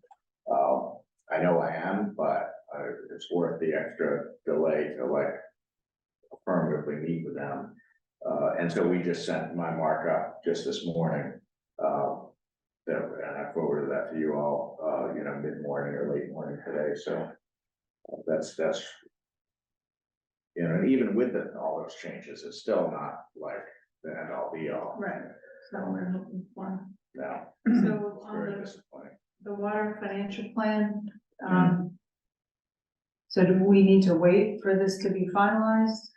And then there's also the capital one. Well, the capital that's one of the challenges of doing the overall capital program. And I think that, you know, the advice that I think Wendy, you gave a couple of weeks ago, of, you know, revert back to the older is what I'm, you know, I'm not gonna retool our whole capital program based on some work in progress, you know, I'm gonna revert to the older ones. I think it's probably too late at night to start that conversation about whether if you're gonna ask me if I think 40 calendar days from now, we're gonna have a 15-year water financial plan. Let's start that conversation at a different time of day. No, I mean, obviously that's not gonna happen, so I mean. You so said what- it, not me. What's that? You said it, not me. So is the Tate and Howard report a necessity for even starting to think about the? No, it's not. Okay. No, it's not. I mean, I think when we scoped it, we were hoping that what it would deliver was gonna be a big head start toward that. Yeah, Now it doesn't seem that that's gonna, and between not just this, but the rate study, which was part of this scope, right, it was a huge disappointment. yeah, And now that we've got, you know, now that we've got these estimates on the church and prospects, we need to see what, you know, what they're gonna do in terms of the rates. They need to add, you know, yeah, a lot to the rates to generate this kind of revenue. And this debt service is gonna come due in FY 25. So they need to be changing the rates soon this spring. and so are they gonna rely on Tate and Howard to assist them with that process? I don't know. Or do you think they will take guidance from? Well, so what we saw at the meeting on Wednesday is that Jack has done his own kind of, he's crunching his own numbers on rates, and specifically he was focused on the conservation rate. But he was running different scenarios on what kind of revenue he thought would be generated at different rates, and he had some data that Jody has provided of different, you know, how many customers at different tiers. And that's something that, you know, I think they're probably better off figuring it out themselves, you know. I think in the long term, they're much better off if they figure it out Yeah. themselves. We'll have a better understanding of, you know, of where they're headed and what they need to do to get there. And- By themselves, you mean Tina and Howard? No, Right, well, I'm afraid that it's just gonna get contracted out to Tina and Howard and then. okay, They don't have I any misunderstood funding the to way do you that. phrased it. I No. thought you said, No, they don't have any. when you said themselves, I thought you meant. I did mean- Okay. Or, Yeah, Alright. that's what I meant, yeah. Okay, good.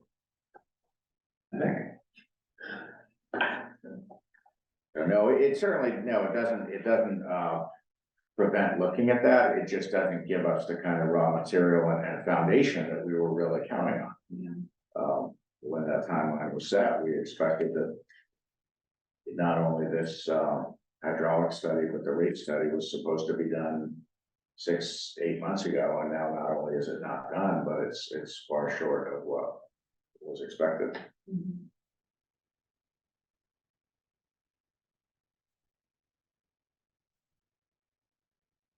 All right, so item X is what we're just talking about. And upcoming webinar. And actually, I said webinar, but it's actually an in-person meeting. Oh, okay. We went down top so. Yeah. Yeah. So I'll be there for that, and anyone else who's available. Yeah, I put in my schedule, I probably will go on down, I'm looking, it's not really clear what's gonna happen, so. I've been to the fairgrounds for years. Yeah. I do feel like I remember seeing something in my inbox in the last week about unallocated federal funds looking for shovel-ready projects. Are you serious? Yeah, Huh, I get so, it's just this stuff washes over. yeah, no, I get it. So, but I gotta mention that to Rebecca and see if she can just. Yeah. Make sure there's not something that, cause I remember seeing some email with like a specific dollar amount of like. There's X amount of dollars that are looking for projects. For projects that need $2 million or less. And- Yeah. And. Well, you know, it's absolutely in the realm of, I mean, Wayne was telling that for years, like, you know, once you have it shovel ready. Is definitely the prospect that toward the end of some funding cycle, some state or federal agency is looking for a comparatively small project. Yeah. It's ready to be, ready to be awarded a construction contract. Yeah. If we can jump in the way of some of that money. That's the goal. No, hit me. And then item C, this is, this is very exciting, there's a lot of enthusiasm for this, training will start tomorrow, and, it's pretty exciting, I think it's gonna be really cool. That's a good question. This is the same bill that started out, we're gonna get Wendy involved. Yeah, Is that still happening? yeah, that's gonna be different, because that can be paid out of the select board, professional and technical, and, really, that's just a matter of coming up with a date, and we've had so many meetings, and it's been working so many weekends and so many weekend days, I personally can't. I mean, today's my daughter's birthday, my wife's birthday's in 2 days, like. As you know, I work Saturday, I work late Friday after my daughter's play, like. I'm kind of tapped out and having extra meetings for the time being, which I'm sure you can appreciate, so. The original idea when I reached out to Mark Way over the summer was exactly what you see here. It kind of morphed towards something with the board, that was never my initial idea, this is what my initial idea was, so this is what I'm doing. Out of the town manager operating. My agenda is cut off, is that the last item? AAA, follow-up meeting assignments, placing Okay. items for future. We had one more, or, maybe it's because we all need to. Right. So just a quick thing on placing items for future agendas. I'd like us to talk at some point about we have all this great work that was done, and it's so hard to get people to come out and see it, so I wish we could have like a 10-minute brainstorm about how do we get more engagement to convey, you know, what's going on. You know, I had brought info on that company called Flash Road at one point. Maybe that's part of the solution, just, you know, there's a lot going on, and it would be really good if we could get more engagement. And also, sometimes we think we know what other people are thinking, because we've talked with 10 people, but that's 10 people out of 4,500, if we can figure out how to, what the magic formula was to really get more feedback. Right. 10-minute brainstorm.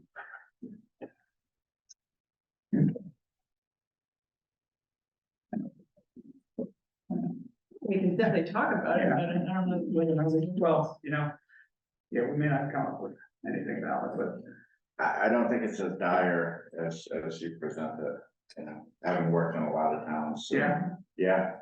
I mean, just the committee members and volunteers, you have a lot of people who are really engaged in what's going on. Those are the people that vote, you know, I mean, you see voting rates in an election where they have to show up once a year are quite low. You know, going to any other, this form of government is, this town has, you know, comparatively very high level of engagement. I mean, I'd love to have more people come to meetings, but, you know, that people are going to less and less meetings just in our culture. It's not West Newbury specific. Probably thousands of them gonna watch this video online tomorrow. Motion adjourned. Yeah, Boy, I was waiting for that.